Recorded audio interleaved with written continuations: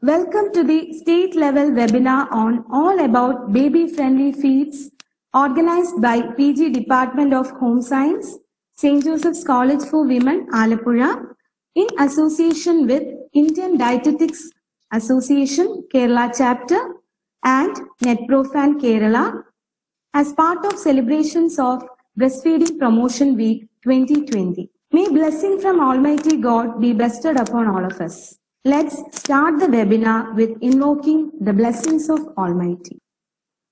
Asato ma sadgamaya tamaso ma jyotirgamaya mrityorma amritam gamaya Sarvesham swastirбhavatu Sarvesham shantirbhavatu Sarvesham purnam bhavatu Sarvesham mangalam bhavatu Loka samasta sukhino bhavantu Om Shanti, Shanti, Shanti. So according to UNICEF data, some 77 million newborns are not put to the breast within an hour of birth, depriving them of the essential nutrients, antibodies, and skin-to-skin contact with their mother that protect them from disease and death. As part of celebration of Breastfeeding Promotion Week from August 1st to 7th, we are also conducting a poster competition along with this webinar in association with IDA Kerala chapter and NetProfan Kerala. So I request you to kindly motivate the students as well as I request the students to participate actively in the poster competition.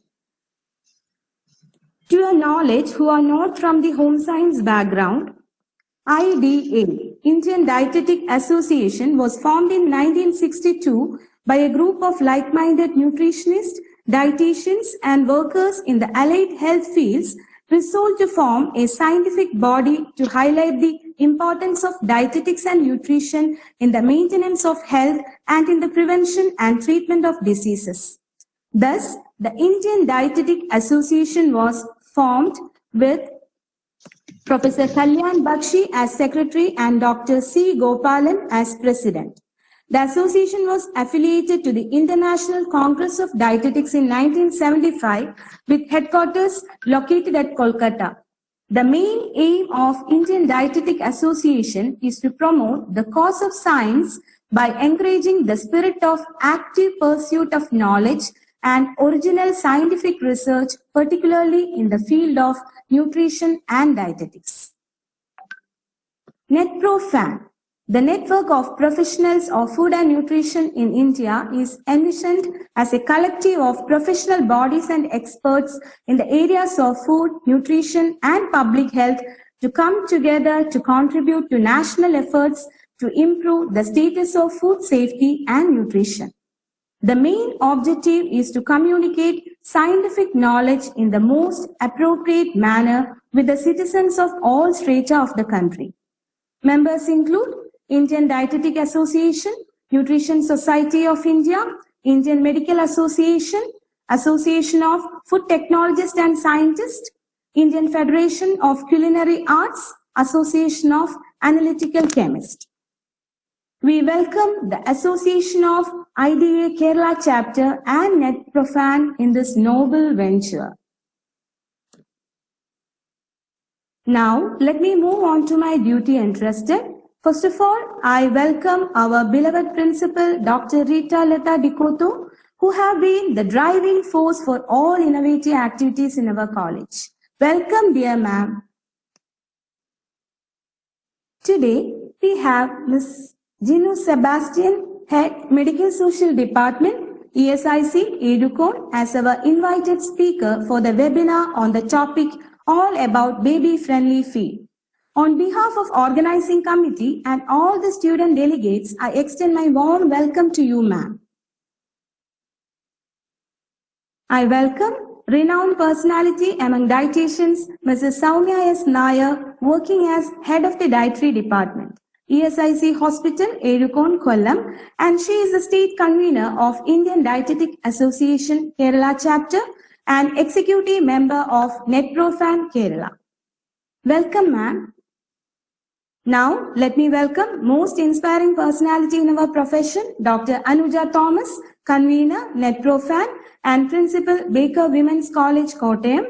Madam is the founder, president of Indian Dietetic Association, Kerala, chairman of UG and PG Board of Studies, academic council member, task force committee member, public health, nutrition and fortification, Government of India, and many more.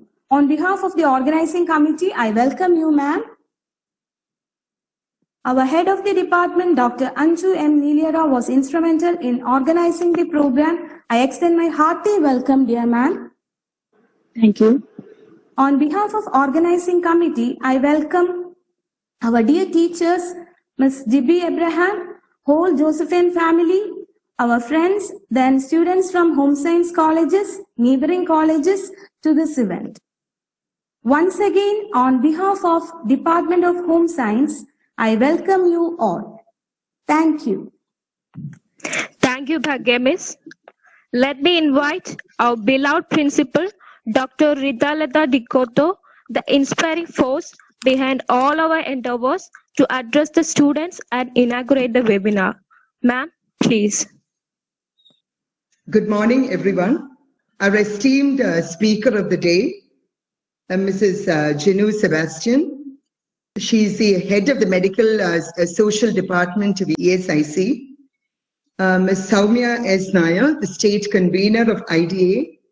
Dr. Anuja Thomas, convener of NetProfan. All other dignitaries. Dr. Anju Niliyara, the head of the Department of Home Science.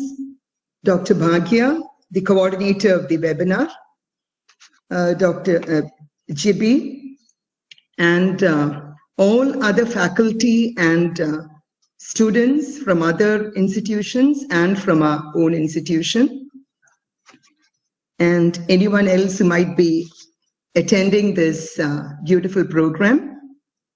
A very hearty welcome to each and every one of you to this webinar. I think all of us know that every year from the 1st of August to the 7th, people all around the world celebrate the World Breastfeeding Week. And this venture or this initiative is coordinated with the World Alliance for Breastfeeding Action. And this is a campaign which is supposed to raise awareness about the benefits of breastfeeding, not only for babies, but also for their mothers. We know that at one time, the awareness about the value of breastfeeding was a little bit on the decline, because anything which comes free generally is not valued, right? So I think it was in the early 1990s that there was a concerted effort among the different sections, the healthcare professionals and social organizations. So there was this concerted action, I remember, from different sectors to really bring home the importance and the value of breastfeeding among young mothers. Because at the same time, there was a drive among the infant formula companies and the pharmaceutical companies, etc., to really promote infant formula in a very big way. And there were mothers who even thought that infant formula was superior and would give certain benefits to the children, to the infants, which breast milk could not. So to wipe out this very wrong notion, there was this drive to promote breastfeeding. And I think that really did a lot of good, because as we know, breast milk is considered as liquid gold, right? The very name of our program says Amrita Varshini, which is almost saying the same thing. So this liquid gold contains so many hormones, antibodies too. I think, though I'm not a science person, it provides a lot of antibodies which fight infection and build the immunity of the infant in the very, very delicate years when it needs a lot of protection.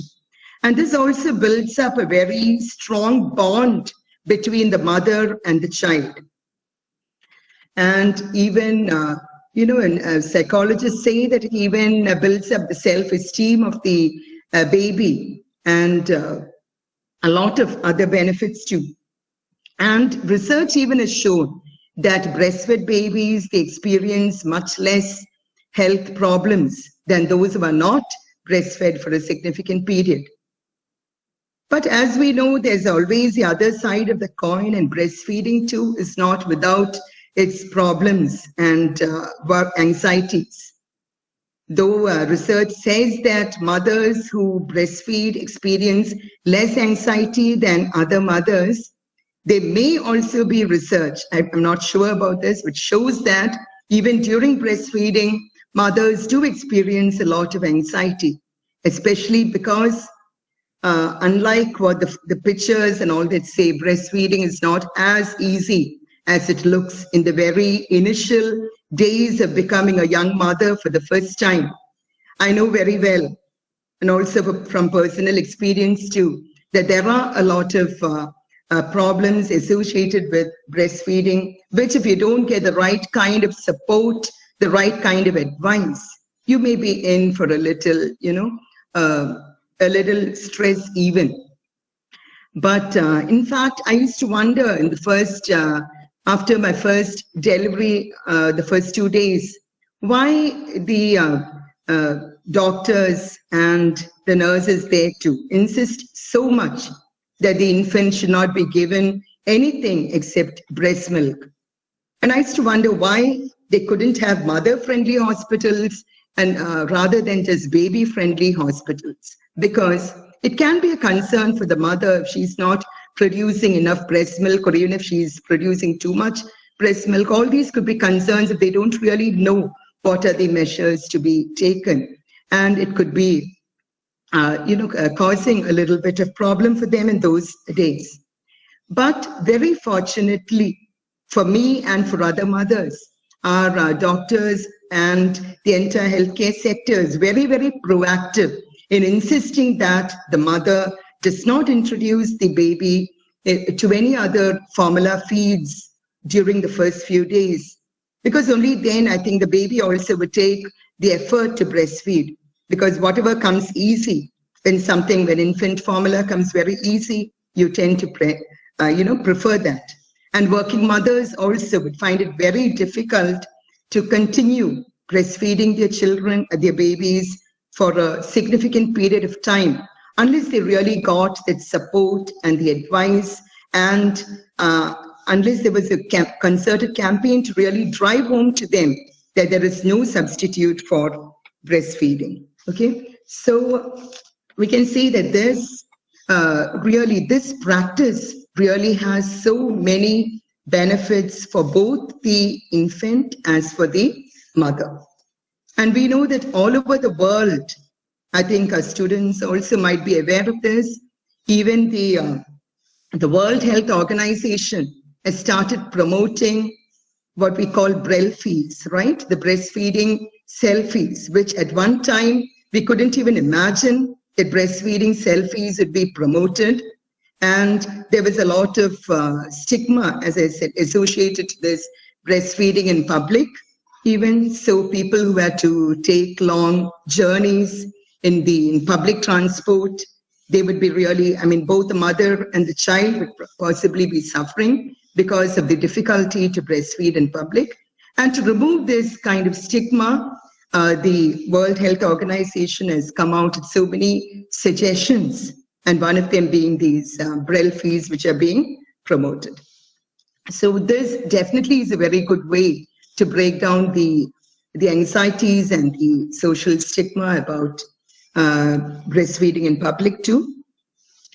So I know there are experts who are waiting to enlighten you about the benefits of breastfeeding and all that. So I'll not go on with that. I would like to congratulate the PG Department of Home Science, which is one of the very, very proactive, so that it may not raise any issues of competitiveness. But I know that this team, the team Home Science, is a very, very proactive department. And as all PG departments should be, they are a very productive and inspiring force in the campus, which they always rise up to the occasion and conduct activities which are the need of the moment with their social commitment too. So I would like to congratulate them, and especially the second PG students of the department, because as the coordinator tells me, the entire program has been their effort and their doing. And it's amazing that in these days of COVID, when students are being subject to so much stress in so many different ways, they have taken the initiative to organize such a very meaningful and relevant program, and at the right time too. So hearty congratulations to the PG Department of Home Science, the staff and the students for this initiative. And getting partners to collaborate with the institutions is the secret behind the success of every venture. And at this difficult time, it's not easy to find the right collaborators too. But today, we are so very fortunate to have two wonderful collaborators in this venture. That is the Kerala chapter of the Indian Dietetic Association and NetProfin, which, as Ms. Bhagya rightly pointed out, is the network of professionals of food and nutrition, which provides a platform for the food and nutrition professionals to come together and conduct relevant activities and dialogue also. So we are so lucky, so very privileged that they are collaborating with us to make both this webinar and the poster presentation competition that follows a successful one. So your support means a lot to us, dear friends. I thank you most warmly on behalf of our institution, the staff and students of the Department of Home Science, and all the staff, students and management of our institution for extending a helping hand to us and supporting us in this very meaningful venture of the Home Science Department. So I would like to express my wish that this venture will be the start of many more meaningful programs to really drive home the message of breastfeeding, that for a healthier planet, there is no other alternative but breastfeeding.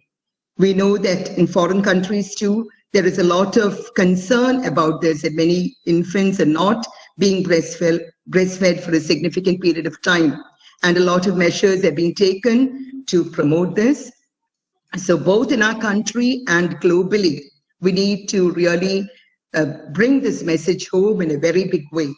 And even to promote the message of sustainable development, which is the need of the day. Breastfeeding does have a huge impact. So with this message, I would like to inaugurate this state level webinar and the poster competition connected with the theme. And once again, extend my congratulations to every single person behind the event. So let it be an enriching day, and I welcome our dear resource person, Janu Sebastian, and hope that her time spent with us will be a fruitful one for each and every person attending this program. Thank you so much, ma'am, for being with us and offering to enlighten the gathering about this very, very important theme. So congratulations again. Thank you all. Have a good day. Have an enriching session. Thank you. Thank you so much, ma'am, for your motivation and support as always. Thank you, ma'am. It's an honor to introduce today's speaker, Mrs. Gino Sebastian. She has completed her post-graduation in social work. She has worked as a field program coordinator in a community-based NGO associated with Kerala State Aid Central Organization. She has also worked in Medical College Kottayam as medical social worker. She has published an article on adolescence and her recent publication on physical, psychological and social changes in under consideration for publication in book Madhabidakkalum Makkalum Ariyan. Now, let me invite Mrs. Gino Sebastian, Head Medical Social Department, to take session on all about baby-friendly feed. Gino ma'am, please. The respected principals of St. Joseph College, Alappuzha, and the head of the department, Home Science, HOD, Department of Home. And I express my sincere thanks to all the coordinators of this webinar. There is someone who has worked hard to make an event like this. It is none of other than Dr. Fagya. Thank you, ma'am, for your great effort. Next, my thanks to Soumya Nair, convener, Idea Kerala chapter, and also she is my colleague for inviting me to this event. Once again, thank you all of you and welcoming our webinar about breastfeeding. Hope you all are ready for hearing me. And let me move on to topic. Good morning all. എല്ലാ വർഷവും നമ്മൾ breast feeding week observe ചെയ്യുന്നുണ്ട്. ഈ വർഷം നമ്മൾ breast feeding week observe ചെയ്യുന്നത്, അതായത് എല്ലാ വർഷവും ഓഗസ്റ്റ് 1 മുതൽ ഓഗസ്റ്റ് 7 വരെയാണ് നമ്മൾ ബ്രസ്റ്റ് ഫീഡിംഗ് വീക്സ് ഒബ്സർവ് ചെയ്യുന്നത്. ഓരോ വർഷവും ഓരോ മെസ്സേജ് ആണ് കൺവേ ചെയ്യാറ്. ഈ വർഷം നമ്മുടെ മെസ്സേജ് എന്ന് പറഞ്ഞാൽ support breastfeeding for a healthier planet, അതായത് ആരോഗ്യമുള്ള തലമുറയ്ക്കായിട്ട് മുലയൂട്ടൽ പ്രോത്സാഹിപ്പിക്കാം എന്ന സന്ദേശത്തോടെയാണ് ഈ വർഷം നമ്മൾ ബ്രസ്റ്റ് ഫീഡിംഗ് വീക്സ് ഒബ്സർവ് ചെയ്യുന്നത്. അതായത് മുലയൂട്ടലിന്റെ പ്രാധാന്യം നമ്മൾ അറിയുക, അത് മറ്റുള്ളവരിലേക്ക് എത്തിക്കാൻ ശ്രമിക്കുക എന്നതാണ് പൊതുവെ നമ്മൾ ഈ മുലയൂട്ടൽ വാചാരണം ഈ ഒരു വീക്സിന്റെ സെലിബ്രേഷൻസ് ഒബ്സർവ് ചെയ്യുന്നതിന്റെ പ്രധാന ലക്ഷ്യം എന്ന് പറയുന്നത്. അതായത് അമ്മിഞ്ഞ പാല് കുഞ്ഞിന്റെ ജന്മാവകാശമാണ്.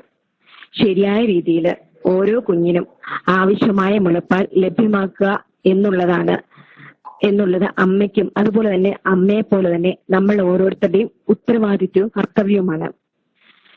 കുഞ്ഞുങ്ങളെ മുലയൂട്ടുന്നതിന്റെ പ്രാധാന്യത്തെപ്പറ്റി പൊതുജനങ്ങളിലും അമ്മമാരിലും അമ്മയാകാൻ പോകുന്നവരിലും അവബോധം ഉണ്ടാക്കുന്നതിന് വേണ്ടിയാണ് പൊതുവെ നമ്മൾ ഈ ബ്രസ്റ്റ് ഫീഡിംഗ് വീക്സ് ഒബ്സർവ് ചെയ്യുന്നത്. Madam next slide. അത് മാൽ ന്യൂട്രീഷനും ഇൻഫന്റ് ഫീഡിങ്ങും തമ്മിൽ അഭേദ്യമായിട്ട് ബന്ധപ്പെട്ട് കിടക്കുന്നതാണ്. 5 വയസ്സിൽ താഴെയുള്ള കുട്ടികളുടെ ഒരു മരണനിരക്ക് എടുത്താൽ 60% ഡയറക്റ്റ്ലി അല്ലെങ്കിൽ ഇൻഡയറക്റ്റ്ലി ഈ മാൽ ന്യൂട്രീഷനുമായിട്ട് ബന്ധപ്പെട്ട് കിടക്കുകയാണ്. അതുപോലെ തന്നെ ഒരു വയസ്സിൽ താഴെയുള്ള കുട്ടികളുടെ മരണനിരക്ക് എടുക്കുകയാണെങ്കിൽ 3-ൽ 2 പേരുടെ മരണം അസോസിയേറ്റ് ചെയ്തിരിക്കുന്നത് ഇൻഅപ്രോപ്രിയേറ്റ് ഫീഡിങ്ങുമായിട്ടാണ്. ഫസ്റ്റ് 4 മന്ത്സിൽ നമ്മൾ നോക്കുകയാണെങ്കിൽ 35% കുട്ടികൾ വേൾഡ് വൈഡിലെ കണക്ക് നോക്കുകയാണെങ്കിൽ എക്സ്ക്ലൂസീവ് ബ്രസ്റ്റ് ഫീഡിങ് കിട്ടുന്നത് ആകെ 35% കുട്ടികൾക്ക് മാത്രമാണ് ഫസ്റ്റ് 4 മന്ത്സിൽ. അതുപോലെ തന്നെ ഒന്നെങ്കിൽ കുട്ടികൾക്ക് കോംപ്ലിമെന്ററി ഫീഡ് നേരത്തെ സ്റ്റാർട്ട് ചെയ്യും, അല്ലെങ്കിൽ വളരെ വൈകിയേ സ്റ്റാർട്ട് ചെയ്യുള്ളൂ. ഇങ്ങനത്തെ കാര്യങ്ങളൊക്കെ മാറ്റി നിർത്തുന്നതിന് വേണ്ടിയിട്ട് കുട്ടികൾക്ക് കറക്റ്റായ സമയത്ത് എക്സ്ക്ലൂസീവ് ബ്രസ്റ്റ് ഫീഡിങ്ങിന്റെ സമയത്ത് അത് കൊടുക്കുക. എപ്പോൾ കോംപ്ലിമെന്ററി ഫീഡിങ് സ്റ്റാർട്ട് ചെയ്യണം എന്നുള്ളത് അമ്മമാരെയും മനസ്സിലാക്കി കൊടുക്കുക എന്നുള്ള ഉദ്ദേശത്തോടു കൂടിയാണ് നമ്മൾ ഈ ബ്രസ്റ്റ് ഫീഡിങ് വീക്സ് ഒബ്സർവ് ചെയ്യുന്നത്. അതായത് ബ്രസ്റ്റ് ഫീഡിങ് എന്ന് പറഞ്ഞു കഴിഞ്ഞാൽ മാമൽസിന്, അതായത് സസ്തനികളായ ജീവികളിൽ നവജാത ശിശുക്കൾക്കുള്ള പ്രാഥമിക ആഹാരമായിട്ടാണ് പാല്. ഇതിൽ നമ്മൾ മനുഷ്യരുടെ പാലിനാണ് മുലപ്പാൽ എന്ന് പറയുന്നത്, അതായത് ബ്രസ്റ്റ് മിൽക്ക് എന്ന് പറയുന്നത്. നേരത്തെ നമ്മൾ മുലപ്പാലൊക്കെ കൊടുക്കുന്ന ഒരു കാലഘട്ടം പറഞ്ഞുകൊണ്ടിരുന്ന 4 മുതൽ 6 മാസം വരെ, അത് കഴിഞ്ഞിട്ട് കോംപ്ലിമെന്ററി ഫീഡ് കൊടുക്കുക എന്നായിരുന്നു. അതായത് 4 മുതൽ 6 മാസം എന്നുള്ളത് പലയിടത്തും ഇന്റർപ്രറ്റ് ചെയ്തു പോയി. 4 മാസം ചിലപ്പോൾ 4 മാസം ആകുമ്പോൾ തന്നെ കുട്ടികൾക്ക് കോംപ്ലിമെന്ററി ഫീഡ് സ്റ്റാർട്ട് ചെയ്തു. അതായത് ആദ്യമേ നമ്മുടെ HOD പറഞ്ഞ പോലെ പല ബേബി ഫുഡ് കമ്പനീസും ഇത് പരസ്യമൊക്കെ കൊടുത്ത് കുട്ടികൾക്ക് മിക്കവാറും 4 മാസം ആകുമ്പോൾ തൊട്ടേ കോംപ്ലിമെന്ററി ഫീഡ് സ്റ്റാർട്ട് ചെയ്യാൻ തുടങ്ങി. അപ്പം ഇത് ഒഴിവാക്കുന്നതിന് വേണ്ടിയിട്ട് കൃത്യമായി പറയുന്നു, കോംപ്ലിമെന്ററി ഫീഡ് 6 മന്ത്സിന് ശേഷം കുട്ടികൾക്ക് കൊടുക്കുക. എക്സ്ക്ലൂസീവ് ബ്രസ്റ്റ് ഫീഡിങ് 6 മന്ത്സ് വരെ കണ്ടിന്യൂസ് ആയിട്ട് കൊടുക്കുക. ആ സമയത്ത് നമ്മൾ കുഞ്ഞിന് ബ്രസ്റ്റ് മിൽക്ക് അല്ലാതെ വേറൊരു ഫീഡും പ്രൊവൈഡ് ചെയ്യാൻ പാടില്ല. നെക്സ്റ്റ് അതുപോലെ തന്നെ നമ്മൾ അടുത്തായിട്ട് നമുക്ക് നോക്കാം എന്തൊക്കെയാണ് നമുക്ക് ഈ ബ്രസ്റ്റ് ഫീഡിങ് കൊണ്ടുള്ള അഡ്വാൻറ്റേജസ്. ബ്രസ്റ്റ് മിൽക്ക് എന്ന് പറയുന്ന ആരോഗ്യമുണ്ടെന്ന് തോന്നുന്ന ഒരു കുട്ടികൾ ചിലപ്പോൾ അപ്രതീക്ഷിതമായിട്ട് മരിച്ചു പോകുന്നതിന്റെ, അതായത് സഡൻ ഇൻഫന്റ് ഡെത്ത് സിൻഡ്രോം എന്ന് പറയുന്ന ഒരു സംഭവമുണ്ട്. ഈ സാധ്യത നമ്മുടെ ബ്രസ്റ്റ് ഫീഡിങ് അതായത് മുലപ്പാല് കുറയ്ക്കും. അതുപോലെ തന്നെ മുലയൂട്ടുന്ന കുട്ടികൾക്ക് ബുദ്ധിശക്തി കൂടുതലായിരിക്കും. ബ്രസ്റ്റ് ഫീഡ് ചെയ്യാത്ത കുട്ടിയെ കമ്പയർ ചെയ്ത് നോക്കുമ്പോൾ ഏകദേശം ഒരു 10 അല്ലെങ്കിൽ 8 പോയിന്റ് IQ കൂടുതലായിരിക്കും ബ്രസ്റ്റ് ഫീഡ് ചെയ്യുന്ന കുട്ടികൾക്ക്. അതുപോലെ മാഡം നെക്സ്റ്റ് സ്ലൈഡ്. അതുപോലെ തന്നെ മധ്യകർണത്തിലെ അണുബാധയും ജലദോഷവും കുട്ടിക്കാലത്ത് തുടങ്ങുന്ന പ്രമേഹം, ആസ്മ, എക്സിമ തുടങ്ങിയ ത്വക്ക് രോഗവും ഈ ബ്രസ്റ്റ് ഫീഡ് ചെയ്യുന്ന കുട്ടികളിൽ വളരെ കുറവായിട്ട് കാണുന്നുണ്ട്. കുട്ടിക്കാലത്തുണ്ടാകുന്ന രക്താർബുദം അതായത് ചൈൽഡ്ഹുഡ് ലൂക്കീമിയ വരാനുള്ള സാധ്യത വളരെ ചെറുതായിട്ട് ബ്രസ്റ്റ് ഫീഡ് ചെയ്യുന്ന കുട്ടികളിൽ കുറയും. പിൽക്കാലത്ത് പൊണ്ണത്തടി അതായത് ഒബേസിറ്റി ഉണ്ടാവാനുള്ള സാധ്യത ബ്രസ്റ്റ് ഫീഡ് ചെയ്യാത്ത കുട്ടികളിൽ വളരെ കൂടുതലാണ്. അതുപോലെ തന്നെ മാനസിക രോഗസാധ്യതയും ഈ ബ്രസ്റ്റ് ഫീഡ് ചെയ്യാത്ത കുട്ടികൾക്ക് കൂടുതലായിട്ട് കാണുന്നു. പിന്നെ നമുക്ക് ബ്രസ്റ്റ് മിൽക്ക് എന്ന് പറയുന്നത് പ്രകൃതിയുടെ തന്നെ ഒരു വരദാനമാണ്. Best natural food for babies. അതുപോലെ തന്നെ ഇതെല്ലാം നല്ല ക്ലീൻ ആണ്. ബേബിനെ എല്ലാ അസുഖങ്ങളിൽ നിന്നും പ്രൊട്ടക്ട് ചെയ്യുന്നു. 24/7 നമുക്ക് അവൈലബിൾ ആയിട്ടുള്ള ഒരു സാധനമാണ് ബ്രസ്റ്റ് മിൽക്ക് എന്ന് പറയുന്നത്. ഇതിന് പ്രത്യേക പ്രിപ്പറേഷൻസിന്റെ ആവശ്യമൊന്നുമില്ല. അതുപോലെ തന്നെ നമ്മൾ പർച്ചേസ് ചെയ്യാനായിട്ട് വെളിയിൽ പോകേണ്ട കാര്യമില്ല. എന്ത് ലോക്ക്ഡൌൺ ആണെങ്കിലും അമ്മ കറക്റ്റ് ഫുഡ് കഴിച്ചു കഴിഞ്ഞാൽ കുട്ടി, അതായത് നോർമൽ കഴിക്കുന്ന ഫുഡ് അല്ലെങ്കിൽ കുറച്ചുകൂടി ഒരു 500-600 കിലോ കലോറി കൂടുതൽ ഫുഡ് കഴിച്ചു കഴിഞ്ഞാൽ ഒരു കുട്ടിക്ക് വേണ്ട ബ്രസ്റ്റ് മിൽക്ക് ഒരു അമ്മയ്ക്ക് ഉൽപ്പാദിപ്പിക്കാൻ പറ്റും. അതുകൊണ്ട് ബാക്കി ഏത് ഫുഡിനേക്കാളും കൺവീനിയന്റ് ആണ്, ഫീസിബിൾ ആണ് ബ്രസ്റ്റ് മിൽക്ക്. അതുപോലെ തന്നെ മാഡം നെക്സ്റ്റ് സ്ലൈഡ്.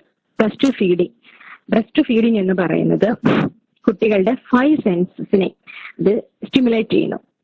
കൊച്ചിന്റെ സ്പർശനം, sight, smell, hearing, taste, touch, ഇങ്ങനെ എല്ലാ സെൻസസിനെയും സ്റ്റിമുലേറ്റ് ചെയ്യുന്ന ഒന്നാണ് ബ്രസ്റ്റ് ഫീഡിംഗ് എന്ന് പറയുന്നത്. അതുകൊണ്ടാണല്ലോ ഒരു കുട്ടി കരഞ്ഞുകൊണ്ടിരിക്കുന്ന ഒരു കുട്ടിയെ സ്വന്തം അമ്മ ഓടിച്ചെന്ന് എടുത്തു കഴിയുമ്പോൾ ആ കുട്ടിയുടെ കരച്ചിൽ നിർത്തുന്നത് കുഞ്ഞിന് ഈ സെൻസസ് ഒക്കെ കംപ്ലീറ്റ്ലി വർക്ക് ചെയ്യുന്നുണ്ട്. കാരണം അമ്മയുടെ അടുത്തിരുന്ന് അമ്മയുടെ ടച്ചിങ് അനുഭവിച്ച് അമ്മയുടെ അടുത്തിരുന്ന് ഫീഡ് ചെയ്ത് അമ്മയുടെ സ്മെല്ല് അനുഭവിച്ചിരിക്കുന്ന ഒരു കുട്ടിക്ക് 5 സെൻസസും സ്റ്റിമുലേറ്റ് ചെയ്യപ്പെടുന്നു. അതുപോലെ തന്നെ ബ്രസ്റ്റ് ഫീഡിങ് കിട്ടുന്ന ഒരു കുട്ടി ഈ ഇമോഷണലി സെക്യൂർ ആയിരിക്കും, അവർക്ക് അഫെക്ഷൻ കൂടുതലായിരിക്കും.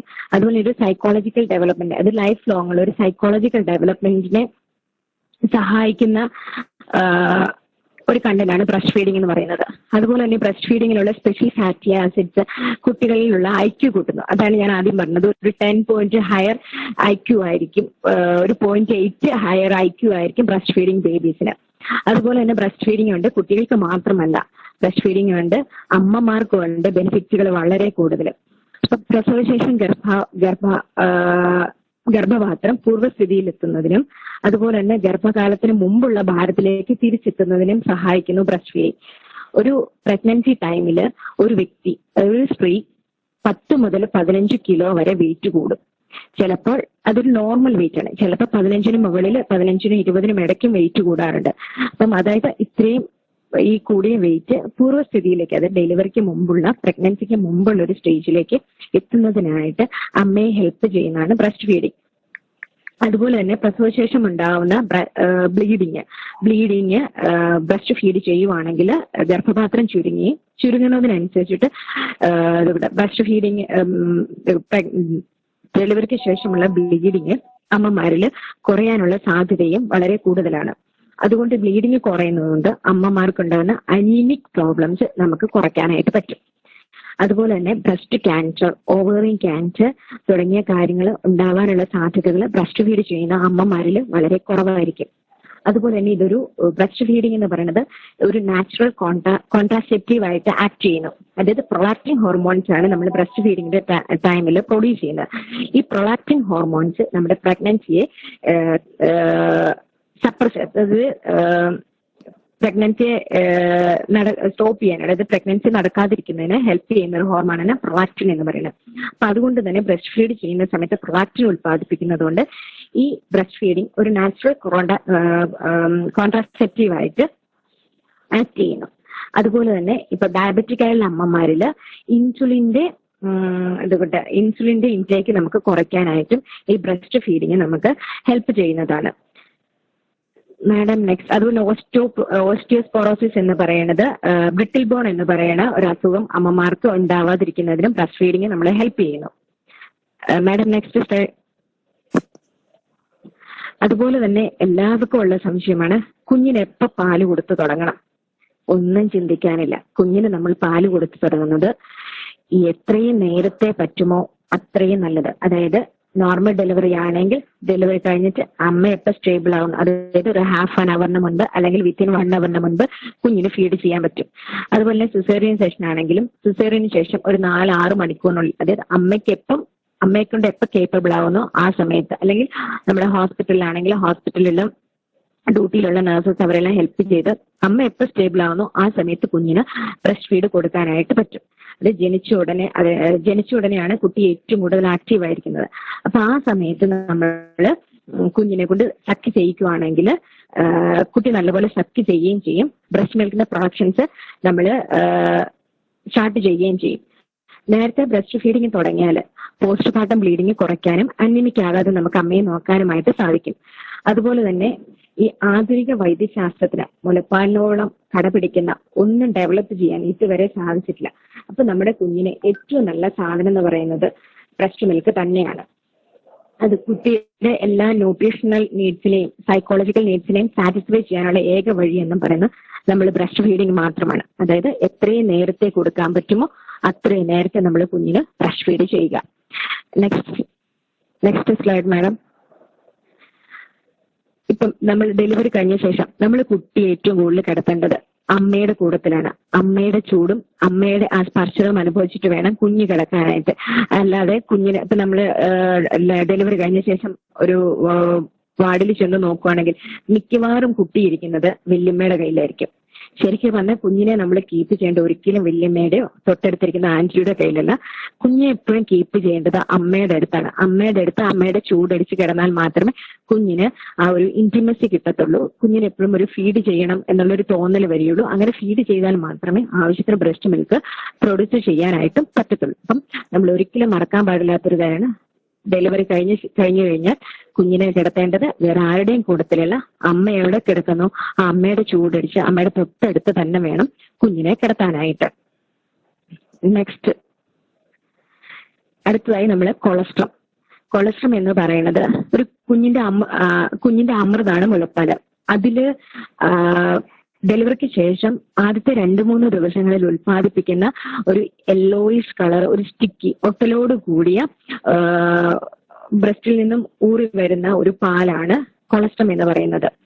ഇതൊരു 25-30 മില്ലി ലിറ്റർ മാത്രമേ മിക്കവാറും കൊളസ്ട്രം കാണാറുള്ളൂ. ഇതിന്റെ ഒരു യെല്ലോയിഷ് കളറും സ്റ്റിക്കി കളറും ഒക്കെ കൊണ്ട് തന്നെ പല ആൾക്കാരും ഇതിനു മുൻപ് കരുതിയിരുന്നത് ഇത് മോശം പാലാണ്, ഇത് പിഴിഞ്ഞു കളയണം എന്ന് പറഞ്ഞ് പലരും ഇത് പിഴിഞ്ഞു കളയാറുണ്ടായിരുന്നു. നിർബന്ധമായും നമ്മൾ കുഞ്ഞിന് കൊടുക്കേണ്ട ഒരു സാധനമാണ്, അതായത് കൊളസ്ട്രം എന്ന് പറയുന്നത്. ഒരു കാരണവശാലും പിഴിഞ്ഞു കളയാൻ പാടില്ല. കുഞ്ഞിന് കൊടുക്കുന്ന ഫസ്റ്റ് വാക്സിൻ എന്ന് പറയുന്നതാണ് കൊളസ്ട്രം. അതായത് വെറും 25-30 മില്ലി ലിറ്റർ മാത്രമേ കാണൂ.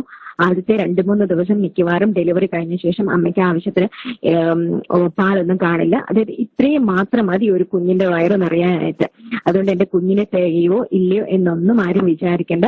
പക്ഷെ ഇത് മോശപ്പെട്ട പാലാണ് എന്ന് കരുതി ആരും പിഴിഞ്ഞു കളയാനും ശ്രമിക്കേണ്ട. തീർച്ചയായിട്ടും നമ്മുടെ കുഞ്ഞിന് കൊടുക്കേണ്ട, അമ്മയ്ക്ക് ജനിച്ചു കഴിയുന്ന ഒരു കുഞ്ഞിന് തന്റെ അമ്മയ്ക്ക് കൊടുക്കാൻ പറ്റിയ ഏറ്റവും നല്ല ഗിഫ്റ്റ് എന്ന് പറയുന്നത് ഈ കൊളസ്ട്രമാണ്. ഇത് വൈറ്റമിൻ റിച്ച് ആണ്. ആന്റി ഇൻഫെക്റ്റീവ് സബ്സ്റ്റൻസസ്, അതായത് ആന്റിബോഡീസ് ധാരാളമായിട്ട് അടങ്ങിയിരിക്കുന്ന ഒരു പദാർത്ഥമാണ് ഈ കൊളസ്ട്രം എന്ന് പറയുന്നത്. ആന്റി ഇൻഫെക്റ്റീവ് സബ്സ്റ്റൻസസ്, അതായത് ആന്റിബോഡീസ് ആണ് കുഞ്ഞിന് രോഗപ്രതിരോധ ശേഷി നൽകുന്ന ഒരു ഘടകമാണ്. അതുപോലെ തന്നെ പ്രോട്ടീൻസ് 10% കൂടുതൽ പ്രോട്ടീൻസ് ഇതിൽ അടങ്ങിയിരിക്കുന്നു. ഫാറ്റും കാർബോഹൈഡ്രേറ്റും മച്ചുവർ മിൽക്കിനെ അപേക്ഷിച്ച് നോക്കുമ്പോൾ വളരെ കുറവായിരിക്കും. അപ്പം നമ്മൾ ഒരു കാരണവശാലും മറക്കരുത്, കുഞ്ഞിന് നമ്മൾ കൊടുക്കുന്ന ഫസ്റ്റ് വാക്സിൻ എന്ന് പറയുന്നത് കൊളസ്ട്രോമാണ്. അതുകൊണ്ട് ഒരു കാരണവശാലും നമ്മൾ സ്കിപ്പ് ചെയ്യാൻ പാടില്ല. ഇത് പിഴിഞ്ഞ് കളയേണ്ട കാര്യമല്ല, നമ്മൾ കുഞ്ഞിന് കറക്റ്റായിട്ട് കൊടുക്കേണ്ട കാര്യമാണ്. അപ്പൊ പല ഹെൽത്ത് പ്രൊഫഷണൽസിന് പോലും ഈ കൊളസ്ട്രത്തിന്റെ വില അറിയത്തില്ലാത്തതുണ്ട്. അപ്പൊ കഴിഞ്ഞ ഒരു ക്ലാസ് ഞാൻ എടുത്തപ്പം എന്നോടൊരു ഹോസ്പിറ്റലിൽ വർക്ക് ചെയ്യുന്ന ഒരു സ്റ്റാഫ് പറഞ്ഞു, ഇത് ഞാൻ കുറച്ച് 2 വർഷം മുമ്പ് നേരത്തെ ഞാൻ കേട്ടിരുന്നെങ്കിൽ എന്റെ കുഞ്ഞിന് ഇതുപോലെ വിലയുള്ള ഒരു കൊളസ്ട്രോൾ ഞാൻ നഷ്ടപ്പെടുത്തി കളയില്ലായിരുന്നു. കാരണം എന്നോട് എന്റെ അമ്മ പറഞ്ഞു ഇത് എക്സ്പ്രസ് ചെയ്ത് കളയാൻ പറഞ്ഞ് ഞാനത് കളഞ്ഞു. ഇപ്പോഴാണ് എനിക്ക് അതിന്റെ ഒരു വില മനസ്സിലാകുന്നതെന്ന്. അപ്പം നമ്മളിൽ പലരും ഈ ഒരു സിറ്റുവേഷൻ കഴിഞ്ഞവരായിരിക്കാം. ഇനി നമ്മൾ ഈ ഒരു സിറ്റുവേഷൻസിലേക്ക് വരേണ്ട ആൾക്കാരായിരിക്കാം. ഇല്ല എങ്കിൽ ചിലപ്പോൾ നമുക്കിത് പറഞ്ഞു കൊടുത്ത് ആർക്കെങ്കിലും ഉപകാരപ്പെടുന്ന കാര്യമായിരിക്കാം. അതുകൊണ്ട് നമ്മൾ പ്രത്യേകം ശ്രദ്ധിക്കുക. ഒരു കാരണവശാലും കൊളസ്ട്രോൾ ഏറ്റവും വാല്യൂ ഉള്ള അമ്മയ്ക്ക് കുഞ്ഞിന് കൊടുക്കാൻ പറ്റുന്ന ഏറ്റവും നല്ല ഗിഫ്റ്റ് എന്ന് പറയുന്നത് കൊളസ്ട്രോളാണ്. അതായത് ഫസ്റ്റ് വാക്സിൻ ആണ്. ഇത് നമ്മൾ നിർബന്ധമായിട്ടും കുഞ്ഞിന് കൊടുക്കുക. അതൊരു കളർ ചേഞ്ചോ അതൊരു സ്റ്റിക്കോ ഒക്കെയാണ്, പക്ഷെ ഇത് നമ്മൾ ഒരു കാരണവശാലും പിഴിഞ്ഞ് കളയരുത്.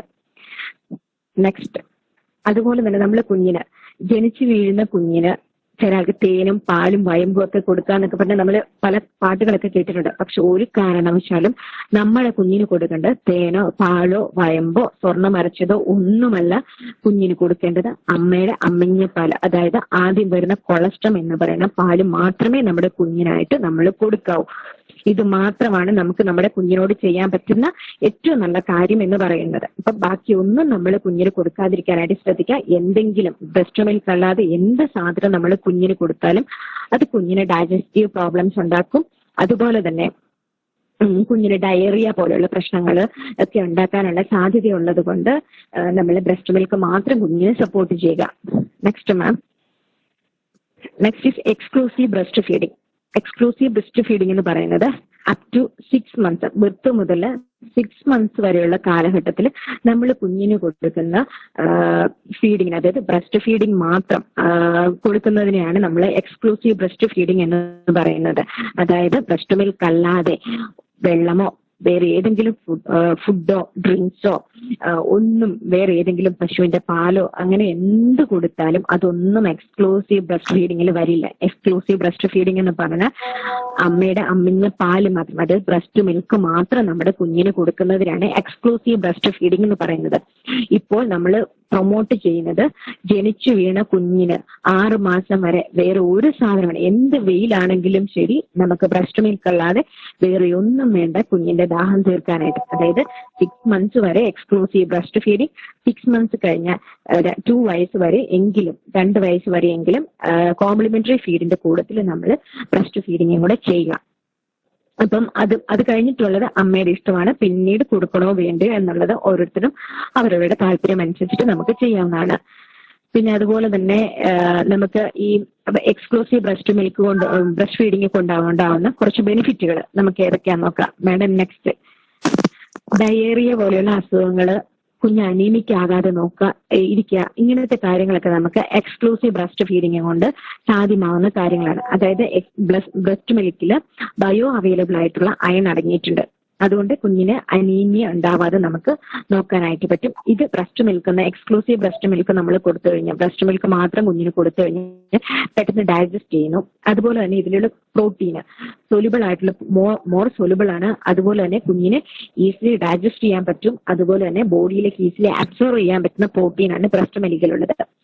ഫാറ്റും കാൽസ്യവും ബ്രസ്റ്റ് മിൽക്കിലുള്ളത് ഈസിലി അബ്സോർബിൾ ആണ്. അതുപോലെ തന്നെ മിൽക്ക് ഷുഗർ, ലാക്ടോസ് എന്ന് പറഞ്ഞ മിൽക്ക് ഷുഗർ കുഞ്ഞിന് ഇൻസ്റ്റന്റ് എനർജി പ്രൊവൈഡ് ചെയ്യുന്നു. അതായത് ഗ്ലൂക്കോസ് ഡി കഴിക്കുന്നതിലൊക്കെ കൂടുതൽ കുഞ്ഞിന് ഇൻസ്റ്റന്റ് ആയിട്ടുള്ള എനർജി കൊടുക്കുന്നത് നമ്മുടെ ലാക്ടോസ്, അതായത് മിൽക്ക് ഷുഗറിൽ നിന്നാണ്. അതുപോലെ ഈ ലാക്ടോസ് കൺവേർട്ട് ചെയ്ത് ലാക്ടിക് ആസിഡ് ആയിട്ട് മാറുന്നു. ഈ ലാക്ടിക് ആസിഡ് നമ്മൾ കുഞ്ഞിന്റെ ഇൻഡസ്ട്രിയിലുള്ള ഹാംഫുൾ ആയിട്ടുള്ള ബാക്ടീരിയനെ ഡിസ്ട്രോയ് ചെയ്യുന്നു. അതുപോലെ തന്നെ ഈ ലാക്ടിക് ആസിഡ് കാൽസ്യത്തിനെയും മിനറൽസിന്റെയും അബ്സോർഷന് വേണ്ടിയിട്ട് ഹെൽപ്പ് ചെയ്യുന്നു.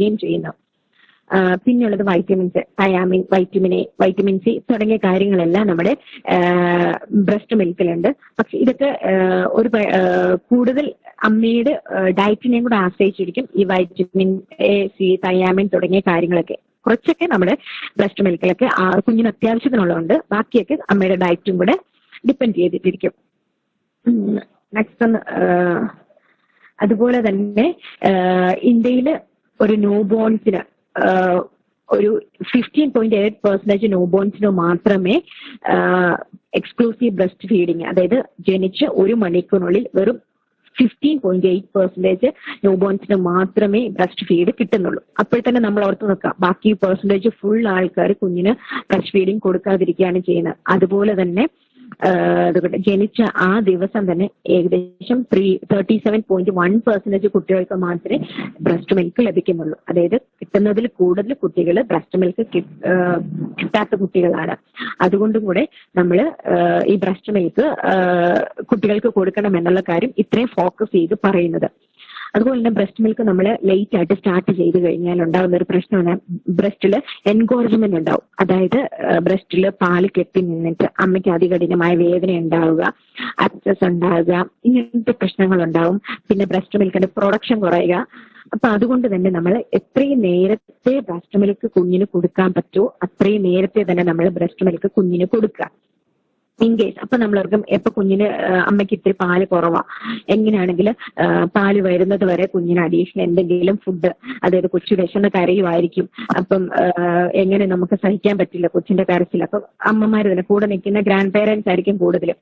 അപ്പൊ അവർ പറയും എന്തെങ്കിലും കുഞ്ഞിന് കൊടുക്കണം എന്ന് പറഞ്ഞ് ബ്രസ്റ്റ് മിൽക്ക് അല്ലാതെ എന്തെങ്കിലും കൊടുക്കുന്നവര് വളരെ കൂടുതലുണ്ട്. അങ്ങനെ നമ്മൾ ഈവൻ ഒരു സിംഗിൾ ഫീഡെങ്കിലും കുഞ്ഞിന് ഏതെങ്കിലും ആനിമൽ മിൽക്കോ അല്ലെങ്കിൽ പൗഡർ മിൽക്കോ കുഞ്ഞിന് കൊടുത്തു കഴിഞ്ഞാൽ ഉണ്ടാവുന്ന പ്രോബ്ലം എന്താണെന്ന് ചോദിച്ചു കഴിഞ്ഞാൽ ലാക്ടേഷൻ ഡിപ്രസ് ചെയ്യും. അതായത് ബ്രസ്റ്റ് മിൽക്ക് കുറയും. അതുപോലെ തന്നെ ഇൻഫെക്ഷനുള്ള ചാൻസ്, ഡയറിയ പോലെയുള്ള ഇൻഫെക്ഷനുള്ള ചാൻസും കുട്ടികൾക്ക് വളരെ കൂടുതലായിരിക്കും. നമ്മൾ തന്നെ ഓർത്ത് നോക്കി, നമുക്ക് ജോലി ചെയ്ത് എല്ലാ മാസവും സാലറി ആയിട്ട് ഒരു എമൗണ്ട് നമ്മുടെ അക്കൗണ്ടിലേക്ക് എല്ലാ മാസവും ക്രെഡിറ്റ് ചെയ്യണം. നമ്മൾ ആരെങ്കിലും ജോലിക്ക് പോവോ? ഇല്ല. ഇതുപോലെ തന്നെയാണ് ഒരു ജനിച്ചു വീഴുന്ന ഒരു കുഞ്ഞിനുള്ള ആകെ ജോലി എന്ന് പറയുന്നത് സക്കിങ് ആണ്. ഈ സക്കിങ് ചെയ്യാതെ വായിലേക്ക് ഒരു സാധനം വെച്ച് കൊടുക്കുവാണെങ്കിൽ കുട്ടി എന്ത് ചെയ്യും? നോർമലി ബ്രസ്റ്റ് മിൽക്ക് ഒഴിവാക്കാനേ കുട്ടിയെ നോക്കുള്ളൂ. കാരണം ജോലിയെടുക്കാതെ കിട്ടുന്ന ഒരു സാധനം എന്ന് പറയുന്നത് വെറുതെ വാ പൊളിച്ചു കഴിഞ്ഞാൽ കിട്ടും. മറ്റേ സക്ക് ചെയ്യുക എന്ന് പറയുന്നത് കുഞ്ഞിന്റെ ഒരു ജോലിയാണ്. അതുകൊണ്ട് തന്നെ കുഞ്ഞിന് പിന്നീട് സക്ക് ചെയ്യാൻ മടിയായിരിക്കും, കുഞ്ഞിന് ഇൻഫെക്ഷൻസ് കൂടും. അതുകൊണ്ട് ഒരു സിംഗിൾ ഫീഡ് പോലും നമ്മൾ വേറൊന്നും നമ്മുടെ കുഞ്ഞിന് കൊടുക്കാതിരിക്കാനായിട്ട് ശ്രദ്ധിക്കുക. അത് ലാക്ടേഷനെ ഡിപ്രസ് ചെയ്യും. അതുപോലെ തന്നെ ഇൻഫെക്ഷൻസ് ഉണ്ടാകാനുള്ള ചാൻസ് വളരെ കൂടുതലാകുകയും ചെയ്യും. അതുകൊണ്ട് നമ്മൾ എപ്പോഴും ശ്രദ്ധിക്കേണ്ട എക്സ്ക്ലൂസീവ് ബ്രസ്റ്റ് ഫീഡിങ് മാത്രമേ നമ്മുടെ കുഞ്ഞിന് നമ്മൾ ഫസ്റ്റ് 6 months കൊടുക്കാൻ പാടുള്ളൂ. എന്ത് വെയിലാണെങ്കിലും ശരി നമുക്ക് ബ്രസ്റ്റ് മിൽക്ക് കുഞ്ഞിന് ആവശ്യമുള്ള എല്ലാ ഫുഡും അവൈലബിൾ ആയിട്ടുണ്ട്.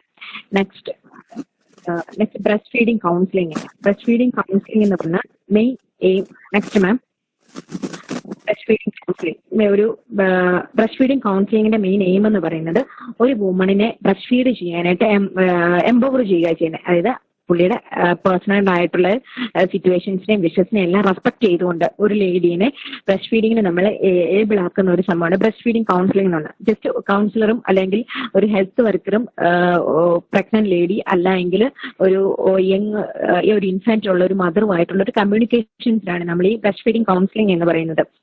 അതായത് ചിലപ്പോൾ അതൊരു പ്രഗ്നന്റ് ലേഡി ആയിരിക്കാം, ബ്രസ്റ്റ് ഫീഡിങ് അമ്മയായിരിക്കാം. അവരുടെ എല്ലാ ആഗ്രഹങ്ങളെയും സാഹചര്യങ്ങളെയും എല്ലാം പരിഗണിച്ചുകൊണ്ട് ബ്രസ്റ്റ് ഫീഡിങ്ങിന് കേപ്പബിൾ ആക്കിയ ചെയ്യുന്നത്. അല്ലാണ്ട് ഒരു 1-to-1 കോൺവെർസേഷൻ മാത്രമല്ല, ചിലപ്പം അവർക്ക് മൾട്ടിപ്പിൾ ബർത്ത് ആയിരിക്കാം, അഡോളസന്റ് ഗേൾസ് ആയിരിക്കാം, സിസേറിയൻ ആയിരിക്കാം, ചിലപ്പോൾ ഏതെങ്കിലും സ്പെഷ്യൽ നീഡ്, ഏതെങ്കിലും കുട്ടി ഉണ്ടാവുന്ന കുട്ടിക്ക് എന്തെങ്കിലും സ്പെഷ്യൽ നീഡി ചൈൽഡ് ആയിരിക്കാം, അമ്മ ചിലപ്പോൾ മെന്റലി ഇല്ലായിരിക്കാം. ഇങ്ങനത്തെ കുറെ കണ്ടീഷൻസ് ഒക്കെ ഉണ്ടെങ്കിലും എല്ലാ കണ്ടീഷൻസിനെ റെസ്പെക്ട് ചെയ്തുകൊണ്ട് തന്നെ ഒരു വുമണിനെ ബ്രസ്റ്റ് ഫീഡിങ്ങിന് കേപ്പബിൾ ആക്കുന്നതാണ് നമ്മൾ ബ്രസ്റ്റ് ഫീഡിങ് കൗൺസിലിംഗ് എന്ന് പറയുന്നത്. ഇത് ഒരിക്കലും ഒരു വുമണിനെ ഫോഴ്സ് ചെയ്യുകയല്ല ചെയ്യുന്നത്, പക്ഷെ അവരുടെ സിറ്റുവേഷൻസ് എല്ലാം നമ്മളെ മനസ്സിലാക്കിക്കൊണ്ട് അല്ലെങ്കിൽ അവരെ ഇതിനായിട്ട് കേപ്പബിൾ ആക്കി എടുക്കുക എന്ന് പറയുന്നതാണ് ബ്രസ്റ്റ് ഫീഡിങ് കൗൺസിലിംഗ് നമ്മൾ ചെയ്യുന്നത്. അല്ലെങ്കിൽ നമ്മൾ എപ്പം time of breast feeding counselling നമ്മൾ എപ്പം ഒരാൾക്ക് ബ്രസ്റ്റ് ഫീഡിങ് കൗൺസിലിംഗ് കൊടുക്കണം?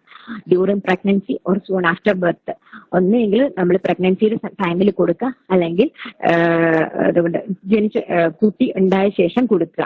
അതായത് നമ്മൾ എപ്പോഴൊക്കെ നമ്മൾ ഒരാൾക്ക് ഈ ബ്രസ്റ്റ് ഫീഡിങ് കൗൺസിലിംഗ് കൊടുക്കണം. അറ്റ്ലീസ്റ്റ് ഒരു 6 ടൈംസിലും നമ്മൾ ബ്രസ്റ്റ് ഫീഡിങ് കൗൺസിലിംഗ് കൊടുക്കുന്നതാണ് ഒരു വ്യക്തിക്ക് അപ്ഡേറ്റ് ചെയ്യാനായിട്ട് ഏറ്റവും ബെനിഫിറ്റ്. ഒന്ന് ആന്റിനേറ്റൽ പീരീഡിൽ കൊടുക്കുക, അതായത് ബിഫോർ ബർത്ത്. പിന്നെ പ്രീനാറ്റൽ പീരീഡിൽ കുട്ടി ഉണ്ടായി കഴിഞ്ഞിട്ട് അതിനുശേഷം ഒരു 2-3 ഡേയ്സ് കഴിഞ്ഞിട്ട് 2-3 ഡേയ്സ് കഴിയുമ്പോൾ അപ്പം ആന്റിനേറ്റൽ പീരീഡിൽ നമ്മൾ കൊടുക്കുവാണെങ്കിൽ ഒരു പ്രഗ്നന്റ് ലേഡീനെ ബ്രസ്റ്റ് ഫീഡിങ്ങിനായിട്ട് നമുക്ക് കേപ്പബിൾ ആക്കാൻ പറ്റും. അതായത് അത് പിന്നീട് ഞാൻ വരുമ്പോൾ പറയാം. അതായത് ബ്രസ്റ്റിൽ എന്തൊക്കെ കാര്യങ്ങൾ നമ്മൾ ചെയ്യണം, എന്തൊക്കെ ടിപ്സ് യൂസ് ചെയ്യണം, ബ്രസ്റ്റ് ഫീഡിങ്ങിന് വേണ്ടിയിട്ട് പ്രിപ്പയർ ആവേണ്ട കാര്യങ്ങളൊക്കെ നമ്മൾ ആന്റിനേറ്റലിൽ ചെയ്യേണ്ടതായിട്ടുണ്ട്. പിന്നെ കുട്ടി ഉണ്ടായി കഴിയുമ്പോൾ അതുപോലെ തന്നെ കുട്ടി ജനിച്ചു കഴിഞ്ഞ് 2-3 ദിവസം കഴിയുമ്പോൾ മിക്കവാറും ആൾക്കാർക്ക് ഇതിന്റെ ബുദ്ധിമുട്ടുകൾ, പ്രയാസങ്ങളൊക്കെ കണ്ടുതുടങ്ങുന്നു. അത് പിന്നീടുള്ളത് നിയോനേറ്റൽ സ്റ്റേജിൽ 1 to 2 വീക്സിൽ, അതുപോലെ തന്നെ ഏർലി ഇൻഫാൻസി 3 to 4 months, പിന്നെ 6 months. ഈ 6 months ഒക്കെ ആകുമ്പോഴേക്കും നമ്മൾ ബ്രസ്റ്റ് ഫീഡിങ് കൗൺസിലിംഗ് കൊടുക്കുകയാണെങ്കിൽ എക്സ്ക്ലൂസീവ് ബ്രസ്റ്റ് ഫീഡിങ്ങും അതുപോലെ തന്നെ കോംപ്ലിമെന്ററി ഫീഡിങ്ങും കൂടെ നമുക്ക് സ്റ്റാർട്ട് ചെയ്യുന്നതിനെ കുറിച്ചും ഒക്കെ നമുക്ക് കറക്റ്റ് ആയിട്ട് അമ്മമാർക്ക് പറഞ്ഞു കൊടുക്കാൻ പറ്റും. കാരണം ഏർലി കോംപ്ലിമെന്ററി ഫീഡ് സ്റ്റാർട്ട് ചെയ്യുന്നതും ലേറ്റ് ആയിട്ട് കോംപ്ലിമെന്ററി ഫീഡ് സ്റ്റാർട്ട് ചെയ്യുന്നതും ഒരുപോലെ തന്നെ കുഞ്ഞിന് പ്രശ്നമാണ്. അതെങ്ങനെയാണെന്ന് ചോദിച്ചാൽ നമ്മൾ ഒരു 6 months കഴിയുമ്പോഴേക്ക് കുട്ടിയുടെ ഗ്രോത്ത് കാര്യങ്ങളെല്ലാം വളരെ കൂടും. ഇപ്പൊ നമ്മൾ 3 കിലോ ഉള്ള ഒരു കൊച്ച് 6 months എത്തുമ്പോഴേക്ക് അതിന്റെ ഡബിൾ ആവും, 1 year ആകുമ്പോഴേക്ക് ട്രിപ്പിൾ ആവും. അപ്പൊ 3 year 6 months ആകുമ്പോഴേക്ക് കുഞ്ഞിന്റെ എല്ലാ ഓർഗൻസും ഡെവലപ്ഡ് ആവും, കുഞ്ഞ് കുറച്ചുകൂടെ ആക്റ്റീവ് ആയിരിക്കും. അപ്പോൾ ഇപ്പൊ കഴിക്കുന്നതിലും കൂടുതൽ ഭക്ഷണം കഴിക്കേണ്ടതായിട്ട് വരും. എല്ലാം ബ്രസ്റ്റ് ഫീഡിങ്ങിന് മാത്രം കിട്ടില്ല, അപ്പൊ കുഞ്ഞിന് കോംപ്ലിമെന്ററി ഫീഡ് കൊടുക്കേണ്ടതായിട്ട് വരും. കൊടുക്കാതെ വന്നു കഴിഞ്ഞാൽ തന്നെ കുഞ്ഞിന് മാൽ ന്യൂട്രീഷൻസ് ഉണ്ടാവും. അപ്പൊ അതുകൊണ്ട് തന്നെ 6 months വരെ നമ്മൾ കൊടുക്കുന്നത് ഈ കോംപ്ലിമെന്ററി ഫീഡിനെയും ബ്രസ്റ്റ് ഫീഡിങ്ങിനെയും കൂടെ സപ്പോർട്ട് ചെയ്യാനായിരിക്കും. ഇപ്പൊ ബ്രസ്റ്റ് ഫീഡിങ് കൗൺസിലിംഗ് നമ്മുടെയൊക്കെ നല്ല ആശാ വർക്കേഴ്സ് ഹെൽത്തിലെ JHIs അല്ലെങ്കിൽ വാക്സിനേഷൻസ് എടുക്കാൻ പോകുന്ന സമയത്ത് ഇങ്ങനെയൊക്കെ കുട്ടിക്ക് അമ്മമാർക്ക് ബ്രസ്റ്റ് ഫീഡിങ് കൗൺസിലിംഗ് നമ്മുടെ നാട്ടിൽ പ്രൊവൈഡ് ചെയ്തുകൊണ്ടിരിക്കുകയാണ്. എല്ലാ സമയത്തും നമുക്ക് ഹോസ്പിറ്റലിൽ വന്നിട്ട് കൊടുക്കാൻ പറ്റില്ല, പക്ഷെ ഇങ്ങനെയെല്ലാം അവൈലബിൾ ആയിട്ടുണ്ട് നമുക്ക് breast feeding counselling. Next ma'am, അതുപോലെ തന്നെ ബ്രസ്റ്റ് ഫീഡിങ്ങിൽ നമ്മൾ ഏറ്റവും കൂടുതൽ ശ്രദ്ധിക്കേണ്ട 2 കാര്യങ്ങളാണ് പൊസിഷൻ, അറ്റാച്ച്മെന്റ്. പൊസിഷനും അറ്റാച്ച്മെന്റും ആണ് ഏറ്റവും കൂടുതൽ നമ്മൾ ശ്രദ്ധിക്കേണ്ട കാര്യം. ഇതിൽ പൊസിഷൻ നമ്മളൊന്ന് നോക്കിക്കേ, എങ്ങനെയാണ് പൊസിഷൻ എന്നുള്ളത്. പൊസിഷൻ എന്ന് പറയുന്നത് അമ്മയും കുഞ്ഞിനും തമ്മിലുള്ള അലൈൻമെന്റിനെയാണ് നമ്മൾ പൊസിഷൻ എന്ന് പറയുന്നത്. അറ്റാച്ച്മെന്റ് എന്ന് പറയുന്നത് കുഞ്ഞിന്റെ വായും അമ്മയുടെ ബ്രസ്റ്റും തമ്മിലുള്ള ഒരു അലൈൻമെന്റിനെയാണ് നമ്മൾ അറ്റാച്ച്മെന്റ് എന്ന് പറയുന്നത്. ഇപ്പൊ നമുക്ക് ഫസ്റ്റ് ഓഫ് ഓൾ പൊസിഷൻ എന്താണെന്ന് നോക്കാം. കുഞ്ഞിന്റെ തലയും, ഇപ്പൊ ആദ്യത്തെ ഒരു പിക്ചർ നമ്മൾ നോക്കിക്കേ, അമ്മ ഒരു കുഞ്ഞിനെ പിടിച്ചിരിക്കുന്നു. അതിൽ കുഞ്ഞിന്റെ തല എന്ന് പറയുന്നത് അമ്മയുടെ അതുകൊണ്ട് കയ്യിലാണ് ഇരിക്കുന്നത്, കുഞ്ഞിന്റെ ബട്ടക്സ് അമ്മയുടെ പാമിലാണ് ഇരിക്കുന്നത്. അപ്പൊ മറ്റേ കൈ കൊണ്ട് ഇതിനെ സപ്പോർട്ട് ചെയ്ത് കൊടുക്കുകയാണ് ചെയ്യുന്നത്. ഏറ്റവും കംഫർട്ടബിൾ ആയ ഒരു പൊസിഷൻ എന്ന് പറയുന്നത് നമ്മൾ കുഞ്ഞിനെ ഫീഡ് ചെയ്യുമ്പോൾ ഇങ്ങനെ കുഞ്ഞിനെ പിടിക്കുന്നതാണ് ഏറ്റവും കംഫർട്ടബിൾ ആയ പൊസിഷൻ. അതായത് കുഞ്ഞിന്റെ ഉടലും തലയും ഒരേ വരിയിലായിരിക്കും. അതുപോലെ കുഞ്ഞിന്റെ തലയും ഉടലും ഒരേപോലെ സപ്പോർട്ട് ചെയ്തിട്ടാണ് ഇരിക്കുന്നത്. അതുപോലെ കുഞ്ഞിന്റെ ഉടല് അമ്മയ്ക്ക് നേരെയാണ് തിരിഞ്ഞിരിക്കുന്നത്. കുഞ്ഞിന്റെ ഉടല് അമ്മയോട് ചേർത്ത് പിടിക്കുകയും ചെയ്യണം. നമ്മൾ കുഞ്ഞിനെ കിടത്തുമ്പോൾ ഒരിക്കലും കുഞ്ഞിന്റെ വയറ് നേരെ സീലിങ്ങിനെ ഫേസ് ചെയ്തായിരിക്കരുത്. കുഞ്ഞിന്റെ വയറ് അമ്മയുടെ വയറിനോട് ചേർന്നിരിക്കണം. കുഞ്ഞിന്റെ ഫേസ് അമ്മയുടെ ബ്രസ്റ്റിനോട് ചേർന്നിരിക്കണം. കുഞ്ഞിന്റെ അടുത്തേക്ക് നമ്മൾ കുനിഞ്ഞു പോകാൻ പാടില്ല. കുഞ്ഞിനെ എടുത്ത് അമ്മയോട് ചേർത്ത് പിടിക്കണം. കാരണം അതെന്താന്ന് ചോദിച്ചു കഴിഞ്ഞാൽ നമ്മുടെ ഒരു തവണത്തെ ബ്രസ്റ്റ് ഫീഡിങ്ങിന്റെ ടൈം എന്ന് പറയുന്നത് 20 to 30 അല്ലെങ്കിൽ ചിലപ്പോൾ അതിൽ കൂടുതൽ കൂടാനുള്ള സാധ്യതയുണ്ട്. നമ്മൾ ഈ 20 to 30 മിനിറ്റ്സ് നമ്മൾ കുഞ്ഞിനെ ഫീഡ് ചെയ്യുമ്പോൾ കംഫർട്ടബിൾ അല്ലാത്ത പൊസിഷനിൽ ഇരുന്ന് കഴിഞ്ഞാൽ ആവശ്യത്തിന് ബ്രസ്റ്റ് മിൽക്ക് ഉൽപ്പാദിപ്പിക്കപ്പെടില്ല. അതുപോലെ തന്നെ നമുക്ക് ബാക്ക് പെയിന്, ഷോൾഡർ പെയിൻ, ഇങ്ങനത്തെ പല പെയിൻസ് ഉണ്ടാവും. അപ്പൊ അതെല്ലാം നമ്മൾ എന്ത് ചെയ്യും, ഡെലിവറിക്ക് ശേഷമുള്ള പെയിൻ ആണെന്ന് പറഞ്ഞ് തെറ്റിദ്ധരിക്കും. അപ്പൊ അതുകൊണ്ട് ഏറ്റവും കൂടുതൽ നമ്മൾ ശ്രദ്ധിക്കേണ്ടത് പൊസിഷനാണ്.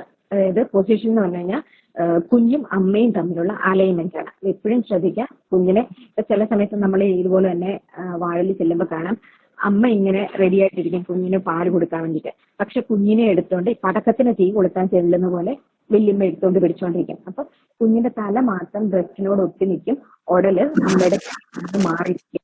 ഒരിക്കലും കുഞ്ഞിനെ ഫീഡ് ചെയ്യേണ്ടത് അങ്ങനെയല്ല. കുഞ്ഞിനെ അമ്മയുടെ മടിയിൽ ഇരുത്തി അതുകൊണ്ട് ബാക്ക് കുഞ്ഞിന്റെ ബട്ടക്സ് ഉൾപ്പെടെ സപ്പോർട്ട് ചെയ്തുകൊണ്ട് വേണം കുഞ്ഞിന് ഫീഡ് ചെയ്തു വരണം. അപ്പൊ ശ്രദ്ധിക്കേണ്ടത് ഇത്രയേ ഉള്ളൂ.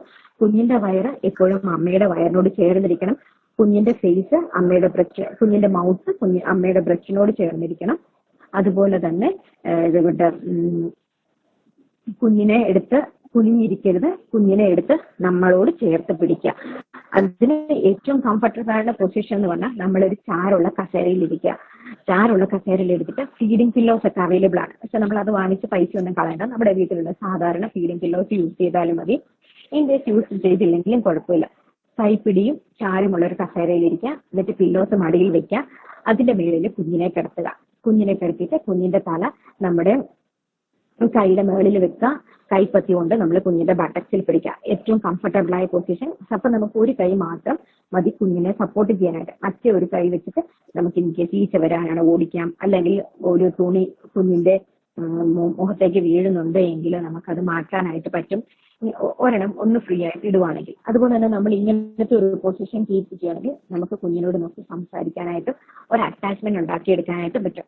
പിന്നെ പറ്റുമെങ്കിൽ ഒരു സ്റ്റൂളോ അങ്ങനെ എന്തെങ്കിലും കാര്യങ്ങളോ ഉണ്ടെങ്കിൽ നമ്മളെടുത്ത് കാല് കയറ്റി അതിന്റെ മേളിൽ വെക്കുവാണെങ്കിൽ നമ്മുടെ പൊസിഷൻ ഏറ്റവും കംഫർട്ടബിൾ ആയിരിക്കും. അതായത് 30 to 40 മിനിറ്റ് അല്ലെങ്കിൽ 20 to 30 മിനിറ്റ്സ് നമ്മൾ ഈ പൊസിഷനിൽ കുനിഞ്ഞിരിക്കുവാണെങ്കിൽ ഷുഗറായിട്ടും അമ്മയ്ക്ക് കറക്റ്റായിട്ട് കുഞ്ഞിനെ ബ്രസ്റ്റ് ഫീഡ് ചെയ്യാൻ പറ്റില്ല. നമുക്ക് ഭയങ്കര ഡിസ്കംഫർട്ടബിൾ ആയിരിക്കും. അമ്മ കംഫർട്ട് അല്ലെങ്കിൽ കുഞ്ഞിന് ആവശ്യത്തിന് വേണ്ട ബ്രസ്റ്റ് മിൽക്ക് ഉത്പാദിപ്പിക്കപ്പെടുത്തുമില്ല. അപ്പൊ അതുകൊണ്ട് നമ്മൾ എപ്പോഴും ശ്രദ്ധിക്കേണ്ട കാര്യം പൊസിഷൻ വളരെ പ്രധാനപ്പെട്ട. നിങ്ങൾ അതിന്റെ തൊട്ടപ്പുറത്തെ പിക്ചർ നോക്കിക്കേ.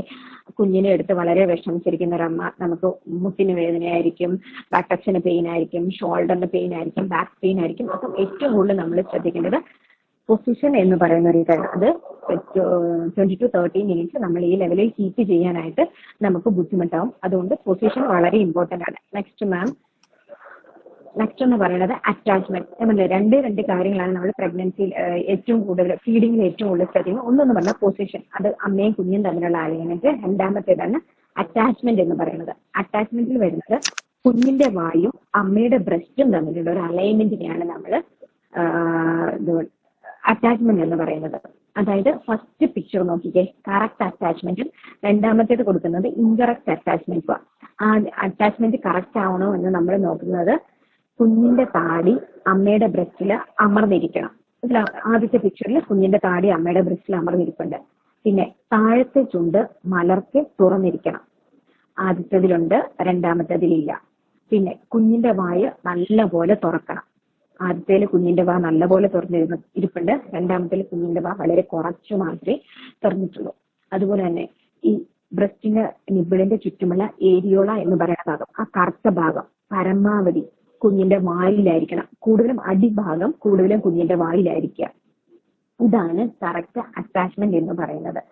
ഈ രണ്ട് കാര്യങ്ങളാണ് നമ്മൾ ബ്രസ്റ്റ് ഫീഡിങ് ഏറ്റവും ശ്രദ്ധിക്കേണ്ട കാര്യം. കാരണം നമുക്ക് ബ്രസ്റ്റ് മിൽക്ക് ആവശ്യത്തിന് പ്രൊഡ്യൂസ് ചെയ്യാതിരിക്കുക, ബ്രസ്റ്റിൽ സോറുണ്ടാകുക, പെയിൻ അനുഭവപ്പെടുക തുടങ്ങിയ കാര്യങ്ങളെല്ലാം അസോസിയേറ്റ് ചെയ്തിരിക്കുന്ന പൊസിഷന് അറ്റാച്ച്മെന്റിനെയും അടിസ്ഥാനപ്പെടുത്തിയാണ്. അപ്പൊ അതുകൊണ്ട് പൊസിഷനും അറ്റാച്ച്മെന്റുമാണ്. ഈ രണ്ട് കാര്യങ്ങൾ ശ്രദ്ധിച്ചാൽ തന്നെ നമ്മൾ പകുതി അല്ലെങ്കിൽ മുക്കാലോളം ബ്രസ്റ്റ് ഫീഡിങ്ങിൽ നമ്മൾ സക്സസ് ആയി. അതിൽ ഏറ്റവും കൂടുതൽ ശ്രദ്ധിക്കുന്ന ഒന്ന് പൊസിഷൻ. അമ്മ ഇരിക്കുന്നത്, അമ്മ ആദ്യം ഇരുന്ന ശേഷം കംഫർട്ടബിൾ ആയിട്ടുള്ള പൊസിഷൻ ഇരുന്ന ശേഷം മാത്രം കുഞ്ഞിനെ എടുക്കുക. കുഞ്ഞിനെ എടുത്ത് വെക്കുക. കുഞ്ഞിനെ എടുത്ത് മടിയിൽ വെച്ച ശേഷം ശ്രദ്ധിക്കേണ്ട ഒരു കാര്യം, കുഞ്ഞിന്റെ വയറ് എപ്പോഴും അമ്മയുടെ വയറിനോട് ഒട്ടിച്ചേർന്നിരിക്കുക. കുഞ്ഞിന്റെ വാ അമ്മയുടെ ബ്രസ്റ്റിനോട് ഫോക്കസ് ചെയ്യുക. കുഞ്ഞിനെ എടുത്തുകൊണ്ട് കുഞ്ഞിനെ അമ്മയുടെ അടുത്തോട്ട് ചേർത്ത് ഇരുത്തുക. അല്ലാതെ അമ്മ കുഞ്ഞിന്റെ അടുത്തേക്കല്ല ചേർന്നിരിക്കേണ്ടത്. ഇതാണ് പൊസിഷനിൽ ശ്രദ്ധിക്കേണ്ടത്. നെക്സ്റ്റ് അറ്റാച്ച്മെന്റ് എന്ന് പറയുന്നത്, അതായത് കുഞ്ഞിന്റെ വായും അമ്മയുടെ ബ്രസ്റ്റും തമ്മിലുള്ള അലൈൻമെന്റിനെയാണ് നമ്മൾ അറ്റാച്ച്മെന്റ് എന്ന് പറയുന്നത്. അതിലെപ്പോഴും ശ്രദ്ധിക്കേണ്ടത് കുഞ്ഞിന്റെ വായ നല്ലപോലെ തുറന്നിരിക്കണം. കുഞ്ഞിന്റെ താടി അമ്മയുടെ ബ്രസ്റ്റിൽ പ്രസ് ചെയ്തിരിക്കണം. അത് ജനിച്ചു വളരുന്ന കുഞ്ഞിന് ചിലപ്പോൾ ഇതൊന്നും അറിയില്ല, കുഞ്ഞ് വിശക്കും. അപ്പൊ ഇത് ശ്രദ്ധിക്കേണ്ടത് നമ്മൾ അമ്മമാരാണ്. നമ്മൾ അതിനനുസരിച്ചിട്ട് കുഞ്ഞിന്റെ വായിലേക്ക് കുഞ്ഞിന്റെ ചുറ്റുമുള്ള ആ കറുത്ത ഏരിയോള എന്ന് പറയുന്ന ഭാഗം കൂടെ കൂട്ടി കുഞ്ഞിന്റെ വായിൽ വെച്ചു കൊടുത്താൽ മാത്രമേ കുഞ്ഞിന് വേണ്ട രീതിയിൽ ബ്രസ്റ്റ് ഫീഡ് ചെയ്യാനായിട്ട് സാധിക്കുള്ളൂ. അതായത് അത് എന്തുകൊണ്ടാണെന്ന് ചോദിച്ചു കഴിഞ്ഞാൽ മിൽക്ക് ഇരിക്കുന്നത് നിബിളിലല്ല. കുഞ്ഞ് നിബിളിൽ സക്ക് ചെയ്യും, അതായത് ഏരിയോള എന്ന് പറയുന്ന ഭാഗത്ത് സക്ക് ചെയ്യുമ്പോൾ ഈ ഒരു സംവേദനം നമ്മുടെ തലച്ചോറും ഈ ബ്രസ്റ്റും തമ്മിലുള്ള ഒരു കമ്മ്യൂണിക്കേഷൻസിന്റെ ഫലമായിട്ടാണ് കുഞ്ഞിന് വേണ്ട ബ്രസ്റ്റ് മിൽക്ക് ഉത്പാദിപ്പിക്കുന്നത്. തലച്ചോറിലെ ആന്റീരിയർ പിറ്റ്യൂട്ടറി ഗ്ലാൻഡിലെ പ്രൊലാക്റ്റിൻ ഹോർമോണിന്റെ പ്രവർത്തന ഫലമായിട്ടാണ് നമ്മൾ ഈ ബ്രസ്റ്റ് മിൽക്ക് ഉത്പാദിപ്പിക്കുന്നത്. അത് പ്രഗ്നൻസി ടൈമിൽ ഈസ്ട്രജൻ ഹോർമോൺ ഉണ്ട് പ്ലാസന്റയിലുള്ള. അപ്പം ഈ ഈസ്ട്രജൻ ഹോർമോൺ നമ്മുടെ പ്രൊലാക്റ്റിൻ ഹോർമോൺസിനെ സപ്രസ് ചെയ്ത് വെച്ചിരിക്കുക. ഇപ്പം പ്ലാസിന്റെ പുറത്തേക്ക് ഡെലിവറി ടൈമിൽ പ്ലാസിന്റെ പുറത്തേക്ക് പോയി കഴിയുമ്പോഴേക്ക് സപ്രഷൻസ് അവസാനിക്കുകയും ബ്രസ്റ്റ് മിൽക്ക് പ്രൊഡ്യൂസ് ചെയ്യുന്ന ആരംഭിക്കുകയും ചെയ്യുന്നു. കൂടാതെ ഈ ബേബി ഇതിൽ സക്ക് ചെയ്ത് കൊടുക്കുമ്പോൾ അതൊരു സ്റ്റിമുലയാണ്. അപ്പൊ ഈ സ്റ്റിമുല ആയി കഴിയുമ്പോൾ ഹോർമോൺ ഓക്സിറ്റോക്സിൻ റിലീസ് ചെയ്യുന്നു. പ്രൊലാക്റ്റിന്റെ ഹോർമോൺസിന്റെ ഫലമായിട്ട് ബ്രസ്റ്റ് മിൽക്ക് ഉത്പാദിപ്പിക്കുന്നു. അതായത് നമ്മൾ നോക്കിയാൽ മതി, നമ്മുടെ വീട്ടിലൊരു വാട്ടർ ടാങ്ക് ഉണ്ട്, ടാപ്പ് ഉണ്ട്. ടാപ്പ് എന്ന് പറയുന്നത് ജസ്റ്റ് ഒരു ഔട്ട്ലെറ്റ് മാത്രം. നമ്മൾ ടാപ്പ് തുറന്നു കഴിഞ്ഞാൽ ഈ ടാപ്പിലൂടെ വെള്ളം വരും. നേരെ തിരിച്ച് വെള്ളം ഇരിക്കുന്നത് റിസർവോയർ ആയ ടാങ്കിലാണ് ഇരിക്കുന്നത്. ഇതുപോലെ തന്നെയാണ് ഈ ബ്രസ്റ്റിലെ നിപ്പിൾ എന്ന് പറയുന്ന ജസ്റ്റ് ഒരു ഔട്ട്ലെറ്റ് മാത്രമാണ്. ഇതൊരു കുഞ്ഞിന്റെ വായിലേക്ക് വെച്ചു കൊടുത്ത് കുഞ്ഞിനെ സക്ക് ചെയ്യാൻ വേണ്ടിയിട്ട് ഹെൽപ്പ് ചെയ്യുന്ന ഒരു പാർട്ട് മാത്രമാണ് നിപ്പിൾ എന്ന് പറയുന്നത്. അപ്പം ഏരിയോളയും ഇതിൽ സക്ക് ചെയ്താൽ മാത്രം ബ്രെയിനിന്റെയും കൂടെ പ്രവർത്തന ഫലമായിട്ട് മാത്രമാണ് നമുക്ക് ബ്രസ്റ്റ് മിൽക്ക് ഉത്പാദിപ്പിക്കാൻ പറ്റും. പിന്നെ ആര് നമ്മളോട് കുഞ്ഞിന് പാലില്ല എന്ന് പറഞ്ഞാൽ നമ്മൾ ശ്രദ്ധിക്കേണ്ടത് ഇവർ കറക്റ്റ് അറ്റാച്ച്മെന്റും കറക്റ്റ് പൊസിഷനും മെയിൻറ്റെയിൻ ചെയ്യുന്നുണ്ടോ ശ്രദ്ധിക്കുക. പിന്നെ ബ്രസ്റ്റ് സക്ക് ചെയ്താൽ മാത്രമേ തലച്ചോറിലേക്ക് സംവേദനം ചെല്ലത്തുള്ളൂ. കുഞ്ഞിന് വിശക്കുന്നുണ്ട്, കുഞ്ഞിന് പാല് വേണം. അപ്പം മാക്സിമം കുഞ്ഞിനെ സക്ക് ചെയ്യുന്നതിനനുസരിച്ചിട്ട് ബ്രസ്റ്റ് മിൽക്കിന്റെ പ്രൊഡക്ഷൻസ് കൂടിക്കോളും. അതുപോലെ തന്നെ നമ്മൾ കുഞ്ഞിനെ ബ്രസ്റ്റ് ഫീഡ് ചെയ്യുമ്പോൾ ശ്രദ്ധിക്കേണ്ട വേറെ കുറച്ച് കാര്യങ്ങളാണ്. കുഞ്ഞിന്റെ പാല് കുടിക്കുന്നതിന്റെ പൊസിഷൻസ്. കുടിക്കുമ്പോൾ കുഞ്ഞിന്റെ കാതിൽ എപ്പോഴും പുറത്തേക്ക് ചാടി നിൽക്കാം. അപ്പൊ നമ്മൾ കുറച്ച് വെള്ളം കുടിച്ചാലും ശ്രദ്ധിച്ചു നോക്കിയാൽ വെള്ളം കുടിക്കുമ്പോഴും എങ്ങനെയിരിക്കും, നമ്മുടെ കവിള് തീർത്ത് പുറത്തേക്ക് ചാടി നിൽക്കും. അപ്പൊ കുഞ്ഞ് ബ്രസ്റ്റ് മിൽക്ക് കുടിക്കുമ്പോൾ കവിള് പുറത്തേക്ക് ചാടിയിരിക്കും.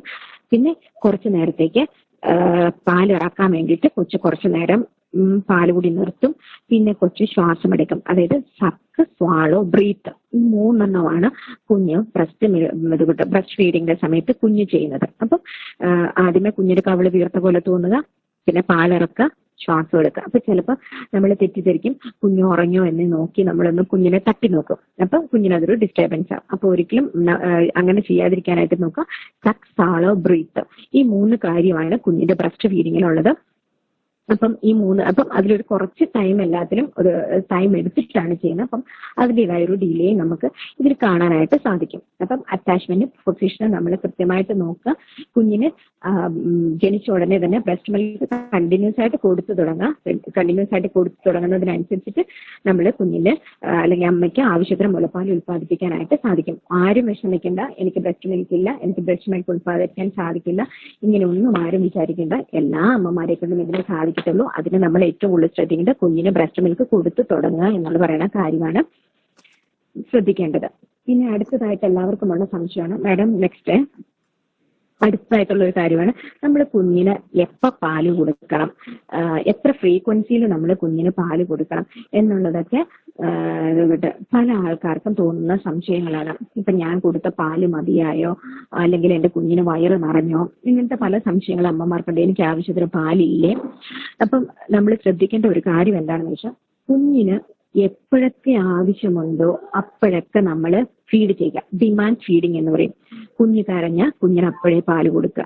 കാരണം അതുപോലെ തന്നെ ചിലപ്പോൾ കുഞ്ഞ് വളരെ ഒരു ചെറിയുടെയൊക്കെ ഒരു വലിപ്പേ കാണുന്നു കുഞ്ഞിന്റെ സ്റ്റൊമക്കിന്. അപ്പം ഒന്ന് യൂറിൻ പാസ് ചെയ്ത ഉടനെ തന്നെ കുഞ്ഞിന് വിശക്കാൻ തുടങ്ങും. അപ്പൊ കുഞ്ഞേറ്റ് കരയും. അപ്പൊ ഈ ഒരു ചെറിയ ബേബിനെ ഒന്നും നമ്മൾ ആരും ഒരു ടൈം ടേബിളും പഠിപ്പിക്കാനായിട്ട് പോവണ്ട. അപ്പൊ കുഞ്ഞ് എപ്പോൾ കരയുന്നു അപ്പോൾ നമ്മൾ കുഞ്ഞിന് ഫീഡ് കൊടുക്കാനായിട്ട് പ്രത്യേകം ശ്രദ്ധിക്കാം. അതുപോലെ നമ്മൾ പിന്നെ ഫീഡിങ്ങില് നമ്മൾ ശ്രദ്ധിക്കേണ്ട വേറൊരു കാര്യമുണ്ട്. എപ്പോഴും നമ്മുടെ ബ്രസ്റ്റ് മിൽക്കില് 2 രീതിയിലുള്ള പാലാണ് ഉത്പാദിപ്പിക്കുന്നത്. ഒന്ന് ഫോർ മിൽക്ക് എന്ന് പറയും, അടുത്തത് ഹൈൻഡ് മിൽക്ക് എന്ന് പറയും. അപ്പം 20 മിനിറ്റ് അല്ലെങ്കിൽ 30 മിനിറ്റ് നമ്മൾ ദൈർഘ്യമുള്ള ഫീഡിങ്ങില് ആദ്യത്തെ പാല് വാട്ടർ കണ്ടന്റ് വളരെ കൂടുതലുള്ളതായിരിക്കും. ആദ്യം ചിലപ്പോൾ ഒരു 5 മിനിറ്റോളം വാട്ടർ കണ്ടന്റ് കൂടുതലുള്ള പാലാണ് നമ്മുടെ ബ്രസ്റ്റിലൂടെ വരുന്നത്. അത് കുഞ്ഞിന്റെ ദാഹം തീർക്കുന്ന പാലാണ്. പിന്നെ വരുന്നതാണ് ഹൈൻഡ് മിൽക്ക് എന്ന് പറയുന്നത്. അതിലാണ് അത്യാവശ്യത്തിന് വേണ്ട എല്ലാവിധ ന്യൂട്രിയൻസും അടങ്ങിയിരിക്കുന്നത്. അപ്പൊ കുഞ്ഞിന് നമ്മൾ പാല് കൊടുക്കുമ്പോൾ ശ്രദ്ധിക്കുക. പല അമ്മമാരും പറയും ബ്രസ്റ്റ് മാറി മാറി കുഞ്ഞിന് ഫീഡ് ചെയ്യണം കേട്ടോ, ഇല്ലെങ്കിൽ ബ്രസ്റ്റിൽ അക്സസ് ഉണ്ടാവാനുള്ള ചാൻസ് ഉണ്ട്. അപ്പൊ ഇതറിയില്ലാത്ത അമ്മമാർ എന്ത് ചെയ്യും, ഒരു 5 മിനിറ്റ് നേരം കുഞ്ഞിന് ഒരു ബ്രസ്റ്റിൽ കൊടുത്തു, അടുത്ത 5 മിനിറ്റ് നേരം അടുത്ത ബ്രസ്റ്റിൽ കൊടുത്തു, ഇത്തിരി കഴിയുമ്പോൾ അടുത്ത ബ്രസ്റ്റിൽ കൊടുത്തു, കുഞ്ഞുറങ്ങും.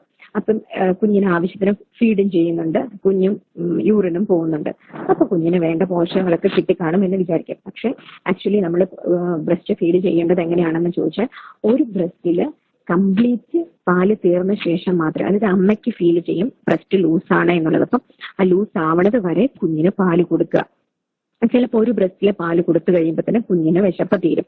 അത് തീർന്നു കഴിഞ്ഞാൽ ഓക്കെ, നെക്സ്റ്റ് ടൈം അടുത്ത ബ്രസ്റ്റിൽ കൊടുക്കുക. അങ്ങനെ നമ്മൾ ഒരു ബ്രസ്റ്റിൽ കൊടുത്തു, അടുത്ത ബ്രസ്റ്റിൽ കൊടുത്തു, ഇങ്ങനെ ഒരു ഒറ്റ ടൈമിൽ തന്നെ ബ്രസ്റ്റുകൾ മാറി മാറി കൊടുക്കാതെ ഒന്നിലെ കംപ്ലീറ്റ് തീർന്ന ശേഷം മാത്രമേ അടുത്ത് കൊടുക്കാവൂ. കാരണം ഫോർ മിൽക്കിൽ വാട്ടർ കണ്ടന്റ് ആയിരിക്കും കൂടുതൽ, ഹാൻഡ് മിൽക്കിലാണ് ന്യൂട്രിയൻസ് കൂടുതലായിട്ടുള്ളത്. അപ്പൊ അതുകൊണ്ട് നമ്മൾ കൊടുക്കുമ്പം ഈ ഒരു കാര്യം പ്രത്യേകം ശ്രദ്ധിക്കുക, ഒരു ബ്രസ്റ്റിൽ കംപ്ലീറ്റ് തീർന്നിട്ട് അടുത്ത ബ്രസ്റ്റ് കൊടുക്കാവുള്ളൂ. അതുപോലെ തന്നെ നമ്മൾ കുഞ്ഞിന് ബ്രസ്റ്റ് മിൽക്ക് കൊടുക്കേണ്ടത് അതുകൊണ്ട് ചിലപ്പം നമ്മൾ കുഞ്ഞ് പാല് കുടിച്ചു കഴിഞ്ഞാൽ ഒരു 2-3 മണിക്കൂറൊക്കെ കുഞ്ഞ് നല്ലതുപോലെ ഉറങ്ങിക്കോളും. ജനിച്ചു കഴിഞ്ഞ ഉടനെ കുഞ്ഞ് നമ്മുടെ വെയിറ്റിന്റെ ഒരു 10% കുഞ്ഞിന്റെ വെയിറ്റ് കുറയും. Madam just next slide. 10% കുഞ്ഞിന്റെ ഭാരം കുറയും. അതിനുശേഷം ഒരു 10-14 ദിവസം കഴിയുമ്പോൾ കുഞ്ഞ് ജനിച്ച വെയിറ്റ് ആവും. അപ്പം ജനിച്ച വെയിറ്റ് ആയിക്കഴിഞ്ഞാൽ നമ്മൾ ശ്രദ്ധിച്ചോളുക കുഞ്ഞിന് ആവശ്യത്തിന് പാല് കിട്ടുന്നുണ്ട്. അതുപോലെ തന്നെ ഇപ്പം വെയിറ്റ് കുറഞ്ഞ കുട്ടികളാണ്, വെയിറ്റ് കുറഞ്ഞ കുട്ടികളാണെങ്കിൽ നമ്മൾ തീർച്ചയായിട്ടും ഒരു 2 മണിക്കൂർ ഇടവിട്ട് കുഞ്ഞിനെ വിളിച്ചേപ്പിച്ച് കുഞ്ഞിനെ ഫീഡ് ചെയ്യാനായിട്ട് നമ്മൾ പ്രത്യേകം ശ്രദ്ധിച്ചിരിക്കണം. അതുപോലെ തന്നെ വെയിറ്റ് കൂടുതലുള്ള കുട്ടികളാണെങ്കിൽ സാധാരണ നോർമൽ കുട്ടികളെ അപേക്ഷിച്ചിട്ട് ഫീഡിങ് ടൈം അല്ലെങ്കിൽ ഫ്രീക്വൻസി നമ്മൾ വളരെ കൂട്ടേണ്ടതായിട്ടുണ്ട്. ഈ കാര്യങ്ങൾ പ്രത്യേകം ശ്രദ്ധിക്കുക. പിന്നെ കുഞ്ഞ് ആവശ്യത്തിന് പാല് കുടിക്കുന്നുണ്ടോ എന്നറിയാനുള്ള കുറച്ച് കാര്യങ്ങളാണ്. ഒന്ന്, കുഞ്ഞ് പാല് കുടിക്കുന്നുണ്ടെങ്കിൽ കുഞ്ഞ് ഒരു സൗണ്ട് ഉണ്ടാക്കി നമ്മുടെ ഒരു വോയിസ് കുഞ്ഞിന്റെ സക്ക് സ്വാളോ ബ്രീത്ത്, ഈ ഒരു ടൈമിൽ സക്ക് ചെയ്യുന്ന ഒരു വോയിസ് നമുക്ക് തോന്നും. അതുപോലെ തന്നെ കുട്ടിയുടെ മൂത്രത്തിന്റെ അളവാണ്, എത്ര തവണ നമ്മൾ ഡയപ്പർ ചേഞ്ച് ചെയ്യുന്നു എന്നുള്ളതാണ് യൂറിൻ കുഞ്ഞ് ബ്രസ്റ്റ് മിൽക്ക് ആവശ്യത്തിന് കിട്ടുന്നുണ്ടോ എന്ന് അറിയുന്നത്. അതായത് ഒരു 8 തൊട്ട് 12 തവണയൊക്കെ കുഞ്ഞ് ഒരു ദിവസം 24 ഹവേഴ്സിനുള്ളിൽ ഡയപ്പേഴ്സ് യൂറിൻ പാസ് ചെയ്ത് കഴിഞ്ഞാൽ നമുക്ക് തീർച്ചയായിട്ടും ഉറപ്പിക്കാം കുഞ്ഞിന് ആവശ്യത്തിനുള്ള ബ്രസ്റ്റ് മിൽക്ക് കിട്ടുന്നുണ്ട്. അതുപോലെ തന്നെ ഭാരം കൂടുക, ഒരിക്കലും വയറ്റിൽ നിന്ന് പോകുന്നത് കുഞ്ഞിന് കിട്ടുന്ന ബ്രസ്റ്റ് മിൽക്കുമായിട്ട് നിങ്ങൾ കമ്പയർ ചെയ്യേണ്ട യൂറിൻ പോകുന്നുണ്ട് എന്നുള്ളതിന് വെച്ചിട്ടാണ് നമ്മൾ കുഞ്ഞിന് ആവശ്യത്തിനുള്ള ബ്രസ്റ്റ് മിൽക്ക് കിട്ടുന്നുണ്ടോ എന്നുള്ളത് നോക്കുന്നത്. അതുപോലെ തന്നെ കുഞ്ഞിന് പാല് കൊടുത്ത് അല്ലെങ്കിൽ ബ്രസ്റ്റിൽ നിന്ന് പാല് പോയോ അല്ലെങ്കിൽ കുഞ്ഞിനെ കിട്ടിയോ എന്നറിയാനായിട്ട് അമ്മമാർക്ക് മനസ്സിലാക്കാൻ പറ്റുന്ന, ഞാൻ പറഞ്ഞ ആദ്യമേ ബ്രസ്റ്റ് പാല് നിറഞ്ഞു നിൽക്കുമ്പോൾ ഒരു എൻഗോർജ്മെന്റ് സിറ്റുവേഷൻസിൽ അമ്മയ്ക്ക് പാല് നിറഞ്ഞു നിൽക്കുന്നതായിട്ട് ഫീൽ ചെയ്യും. അപ്പൊ പാല് കൊടുത്തു കഴിയുമ്പോൾ ജസ്റ്റ് ബ്രസ്റ്റ് ലൂസായിട്ട് ഫീൽ ചെയ്യും. അപ്പം ഇത്രയും കാര്യങ്ങൾ, അതായത് ഒന്ന്, കുഞ്ഞ് ആവശ്യത്തിന് ഉറങ്ങുന്നുണ്ടോ, പിന്നെ കുഞ്ഞ് പാല് കുടിക്കുന്ന സമയത്ത് സൗണ്ട് വെക്കുന്ന സക്ക് സ്വാളോ ബ്രീത്ത്, അതുപോലെ തന്നെ കുഞ്ഞിന്റെ യൂറിനേറ്റ് ചെയ്യുന്നത്, കുഞ്ഞിന്റെ വെയിറ്റ് വർദ്ധിക്കുന്നത്, അമ്മയുടെ ബ്രസ്റ്റ് മിൽക്കിൽ അമ്മയുടെ ബ്രസ്റ്റ് ലൂസ് ആവുക, ഇത്തരം കണ്ടീഷൻസ് ആണ് നമ്മൾ പ്രധാനമായിട്ടും ആവശ്യത്തിനുള്ള ബ്രസ്റ്റ് മിൽക്ക് കിട്ടുന്നുണ്ടോ എന്നുള്ളത് നോക്കുന്നത്. Madam next. അതുപോലെ തന്നെ നമ്മളിപ്പോ പറയുന്നത് കുഞ്ഞിനെ എക്സ്ക്ലൂസീവ് ബ്രസ്റ്റ് ഫീഡിങ് മാത്രമേ പാടുള്ളൂ. പക്ഷെ ചില സാഹചര്യത്തിൽ നമുക്ക് കുഞ്ഞിന് ചിലപ്പം ഒരു സബ്സ്റ്റിറ്റ്യൂട്ട് ഒക്കെ കൊടുക്കേണ്ടതായിട്ട് വരും. അതായത് കുറച്ച് സമയത്തേക്കൊക്കെ ബ്രസ്റ്റ് മിൽക്ക് നമ്മൾ സ്റ്റോപ്പ് ചെയ്യുക, അല്ലെങ്കിൽ ബ്രസ്റ്റ് മിൽക്കിന്റെ കൂട്ടത്തിൽ വേറെ സപ്ലിമെന്റ് കൊടുക്കേണ്ടതായിട്ട് വരുന്നത് കുഞ്ഞിന്റെ വെയിറ്റ് ഞാൻ ആദ്യമേ ചിലപ്പം ബ്രസ്റ്റ് മിൽക്ക് ഒന്നും ആവശ്യത്തിന് ഉത്പാദിപ്പിക്കും ചെന്ന് വരത്തില്ല. അപ്പൊ വെയിറ്റ് കുറഞ്ഞൊരു കുട്ടിയാണ് എങ്കിൽ നമുക്ക് ആ കുഞ്ഞിന് ബ്രസ്റ്റ് ഫീഡിങ്ങിന്റെ കൂട്ടത്തിൽ ഏതെങ്കിലും സപ്ലിമെന്റ് ഫുഡ് തൽക്കാലത്തേക്ക് കൊടുക്കേണ്ടതായിട്ട് വരും. അതുപോലെ തന്നെ പ്രീ ടേം ഒരു 32 വീക്സ് ജസ്റ്റേഷന് മുമ്പ് കുഞ്ഞ് ജനിച്ചു കഴിഞ്ഞ് കഴിഞ്ഞാൽ കുഞ്ഞിന് സക്ക് ചെയ്തെടുക്കാനുള്ള കപ്പാസിറ്റീസ് ഒക്കെ വളരെ കുറവായിരിക്കും. അപ്പം അമ്മയ്ക്ക് ബ്രസ്റ്റ് മിൽക്കിന്റെ ഉത്പാദനമായില്ലെങ്കിലും കോംപ്ലിമെന്ററി ഫീഡ് കൊടുക്കും. എന്നിട്ട് കുഞ്ഞ് കുഞ്ഞ് കേപ്പബിൾ ആവുന്ന അനുസരിച്ചിട്ട് അല്ലെങ്കിൽ ബ്രസ്റ്റ് മിൽക്ക് വരുന്ന അനുസരിച്ചിട്ട് നമ്മൾ ബ്രസ്റ്റ് മിൽക്കും കൂടെ കൊടുക്കും. പിന്നെയുള്ളത് അമ്മയ്ക്ക് ഏതെങ്കിലും സിവിയർ ഇൽനെസ് ഉണ്ടെങ്കിൽ, അസുഖങ്ങൾ ഉണ്ടെങ്കിൽ നമ്മൾ ഈ അമ്മയ്ക്ക് പോസ്റ്റ്മോർട്ടം സൈക്കോസിസ്, സെപ്സിസ് തുടങ്ങിയ കാര്യങ്ങളുണ്ടെങ്കിൽ ടെമ്പററി നമ്മളെ ബ്രസ്റ്റ് ഫീഡിങ് സ്റ്റോപ്പ് ചെയ്യും. അതായത് ഹെർപ്പിസ്, മറ്റേണൽ മെഡിക്കേഷൻസ്, ഏതെങ്കിലും റേഡിയോ ആക്റ്റീവ് കോമ്പൗണ്ട്സോ സൈക്കോടോക്സിൻ ഡ്രഗ്സോ ഒക്കെ യൂസ് ചെയ്യുന്നുണ്ടെങ്കിൽ കുറച്ച് നാളത്തേക്ക് നമ്മൾ കുഞ്ഞിന് ബ്രസ്റ്റ് ഫീഡിങ് സ്റ്റോപ്പ് ചെയ്ത് വെക്കും. അപ്പൊ ഇതെല്ലാം കഴിഞ്ഞ ശേഷം കുഞ്ഞിന് നമ്മൾ ബ്രസ്റ്റ് ഫീഡിങ് വീണ്ടും സ്റ്റാർട്ട് ചെയ്യാൻ പറ്റുന്നതാണ്. അപ്പൊ അതുപോലെ തന്നെ നമ്മള് ബ്രസ്റ്റ് അക്സസ്, ബ്രസ്റ്റിൽ എൻകോറേജ്മെന്റ് ആയി അക്സസ് ഒക്കെ ആയി ചിലപ്പം അതുകൊണ്ട് IND ഒക്കെ ചെയ്യേണ്ട സിറ്റുവേഷൻസ് ഒക്കെ വന്നു കഴിഞ്ഞാൽ കുഞ്ഞിന് ബ്രസ്റ്റ് ഫീഡ് ചെയ്യാൻ പറ്റില്ല. അതുപോലെ ഹെപ്പറ്റൈറ്റിസ് ബി പ്രഗ്നൻസിയിൽ അമ്മയ്ക്ക് ഉണ്ടെങ്കിൽ കുഞ്ഞിന് നമ്മൾ ബൈ ബർത്തിൽ തന്നെ മീൻസ് ജനിച്ച ഉടനെ തന്നെ മാക്സിമം എത്ര നേരത്തെ പറ്റുമോ അത്ര നേരത്തെ നമ്മൾ ഹെപ്പറ്റൈറ്റിസ് ബിയുടെ വാക്സിനേഷൻസ് കുഞ്ഞിന് കൊടുക്കും. അപ്പൊ വാക്സിനേഷൻസ് കൊടുത്ത് കഴിഞ്ഞിട്ട് ബാക്കി പീഡിയാട്രീഷ്യൻസിന്റെ ഒപ്പീനിയൻസ് അനുസരിച്ചിട്ടാണ് നമ്മൾ കുഞ്ഞിന് ബ്രസ്റ്റ് ഫീഡ് തുടങ്ങുന്നത്. അപ്പൊ ഹെപ്പറ്റൈറ്റിസ് ബി ഉള്ള അമ്മമാര് മാസ്റ്റിറ്റിസ് എന്ന് പറയും, അത് കുഞ്ഞിന് ആസ്റ്റിയാസിന് ബ്രസ്റ്റ് ഫീഡിങ് ഒക്കെ എൻകോറേജ്മെന്റ് ഒക്കെ ബ്രസ്റ്റിലുണ്ട്. പിന്നെ ഡക്റ്റ് ഓപ്പണിംഗ് ഒന്നും കറക്റ്റ് ആയിട്ട് വരാതിരിക്കുന്ന സാഹചര്യത്തിൽ ഈ ഉത്പാദിപ്പിച്ചു വെച്ചിരിക്കുന്ന പാല് പുറത്തേക്ക് വരാൻ പറ്റാത്ത സാഹചര്യങ്ങൾ ടെമ്പററി ആയിട്ട് ഉണ്ടാവാറുണ്ട്. അതുപോലെ തന്നെ അമ്മയ്ക്ക് ട്യൂബർകുലോസിസ്, അമ്മയ്ക്ക് TB ഉണ്ട്, അമ്മയ്ക്ക് ട്രീറ്റ്മെന്റിലാണ് എങ്കിൽ കുഞ്ഞിന് ബ്രസ്റ്റ് ഫീഡ് കൊടുക്കുന്നതിന് കുഴപ്പമില്ല. കാരണം അതിന് പ്രത്യേക ഗൈഡ്ലൈൻസ് ഉണ്ട്. ട്യൂബർകുലോസിസ് ഉള്ള അമ്മമാരെ എങ്ങനെ കുഞ്ഞിന് ഫീഡ് ചെയ്യണം എന്നുള്ളത്. അപ്പം ട്യൂബർകുലോസിന്റെ ഒരു പ്രത്യേകത എന്താണെന്ന് വെച്ചാൽ നമ്മൾ മെഡിസിൻസ് സ്റ്റാർട്ട് ചെയ്ത് കഴിഞ്ഞാൽ പിന്നെ ഇത് ട്രാൻസ്മിറ്റ് ചെയ്യൂല, അതായത് കമ്മ്യൂണിക്കബിൾ അല്ല എന്നാണ് ട്യൂബർകുലോസിന്റെ ഒരു പ്രധാനമായിട്ട് നമ്മൾ പറയുന്നത്. അപ്പം ട്യൂബർകുലോസിന്റെ മെഡിസിൻ സ്റ്റാർട്ട് ചെയ്യാത്ത ഒരു അമ്മയാണ് എങ്കിൽ ട്യൂബർകുലോസിന്റെ മെഡിസിൻസ് ഒക്കെ സ്റ്റാർട്ട് ചെയ്ത് ശേഷം കുഞ്ഞിന് ബ്രസ്റ്റ് ഫീഡ് കൊടുക്കുക. ഹെപ്പറ്റൈറ്റിസ് ബി ആണെങ്കിൽ കുഞ്ഞിന് വാക്സിനേഷൻ എടുത്ത ശേഷം. ഇതെല്ലാം ഡോക്ടറുടെ ഗൈഡ്ലൈൻസ് പ്രകാരം ബ്രസ്റ്റ് ഫീഡിങ് വേണം നമുക്ക് കണ്ടിന്യൂ ആയിട്ട് ചെയ്യാൻ പറ്റുന്നതാണ്. അല്ലാതെ ഒരു കണ്ടീഷനിൽ നമ്മൾ ബ്രസ്റ്റ് മിൽക്ക് കൊടുക്കേണ്ട, സബ്സ്റ്റിറ്റ്യൂട്ട് മാത്രം കൊടുത്താൽ മതി എന്ന് പറയില്ല. കാരണം എന്തെങ്കിലും അമ്മയ്ക്ക് ഏതെങ്കിലും സിവിയർ ആയിട്ടുള്ള അസുഖം, കുഞ്ഞിന് ഫീഡ് ചെയ്യാൻ പറ്റാത്ത സിറ്റുവേഷൻസ് എത്താൻ വന്നാൽ മാത്രം നമ്മൾ ടെമ്പററി ആയിട്ട് ബ്രസ്റ്റ് ഫീഡിങ് സ്റ്റോപ്പ് ചെയ്തിട്ട്, അല്ലെങ്കിൽ ബ്രസ്റ്റ് ഫീഡിങ്ങിന്റെ കൂട്ടത്തിൽ കോംപ്ലിമെന്ററി ഫുഡ്, അതായത് കുഞ്ഞിന് വെയിറ്റ് കുറയുക, ജസ്റ്റേഷൻ പീരീഡിൽ നേരത്തെ കുഞ്ഞ് ജനിക്കുക, ഇങ്ങനത്തെ കാര്യങ്ങളൊക്കെ വന്നു കഴിഞ്ഞാൽ മാത്രമേ നമ്മൾ ബ്രസ്റ്റ് ഫീഡിങ്ങിന്റെ കൂട്ടത്തിൽ സബ്സ്റ്റിറ്റ്യൂട്ട്. അപ്പൊ നമ്മൾ പ്രത്യേകം ശ്രദ്ധിക്കുന്നത് ആദ്യമേ ബ്രസ്റ്റ് മിൽക്ക് കുഞ്ഞിന് കൊടുക്കുക, അതിനുശേഷം നമ്മൾ കോംപ്ലിമെന്ററി കൊടുക്കൂ. കാരണം ബ്രസ്റ്റ് ഫീഡ് നമ്മൾ ചെയ്തില്ലെങ്കിൽ, ഞാൻ ആദ്യം പറഞ്ഞ പോലെ നമ്മൾ ജോലി ചെയ്യാതിരിക്കാനാണ് എല്ലാവർക്കും ഇഷ്ടം.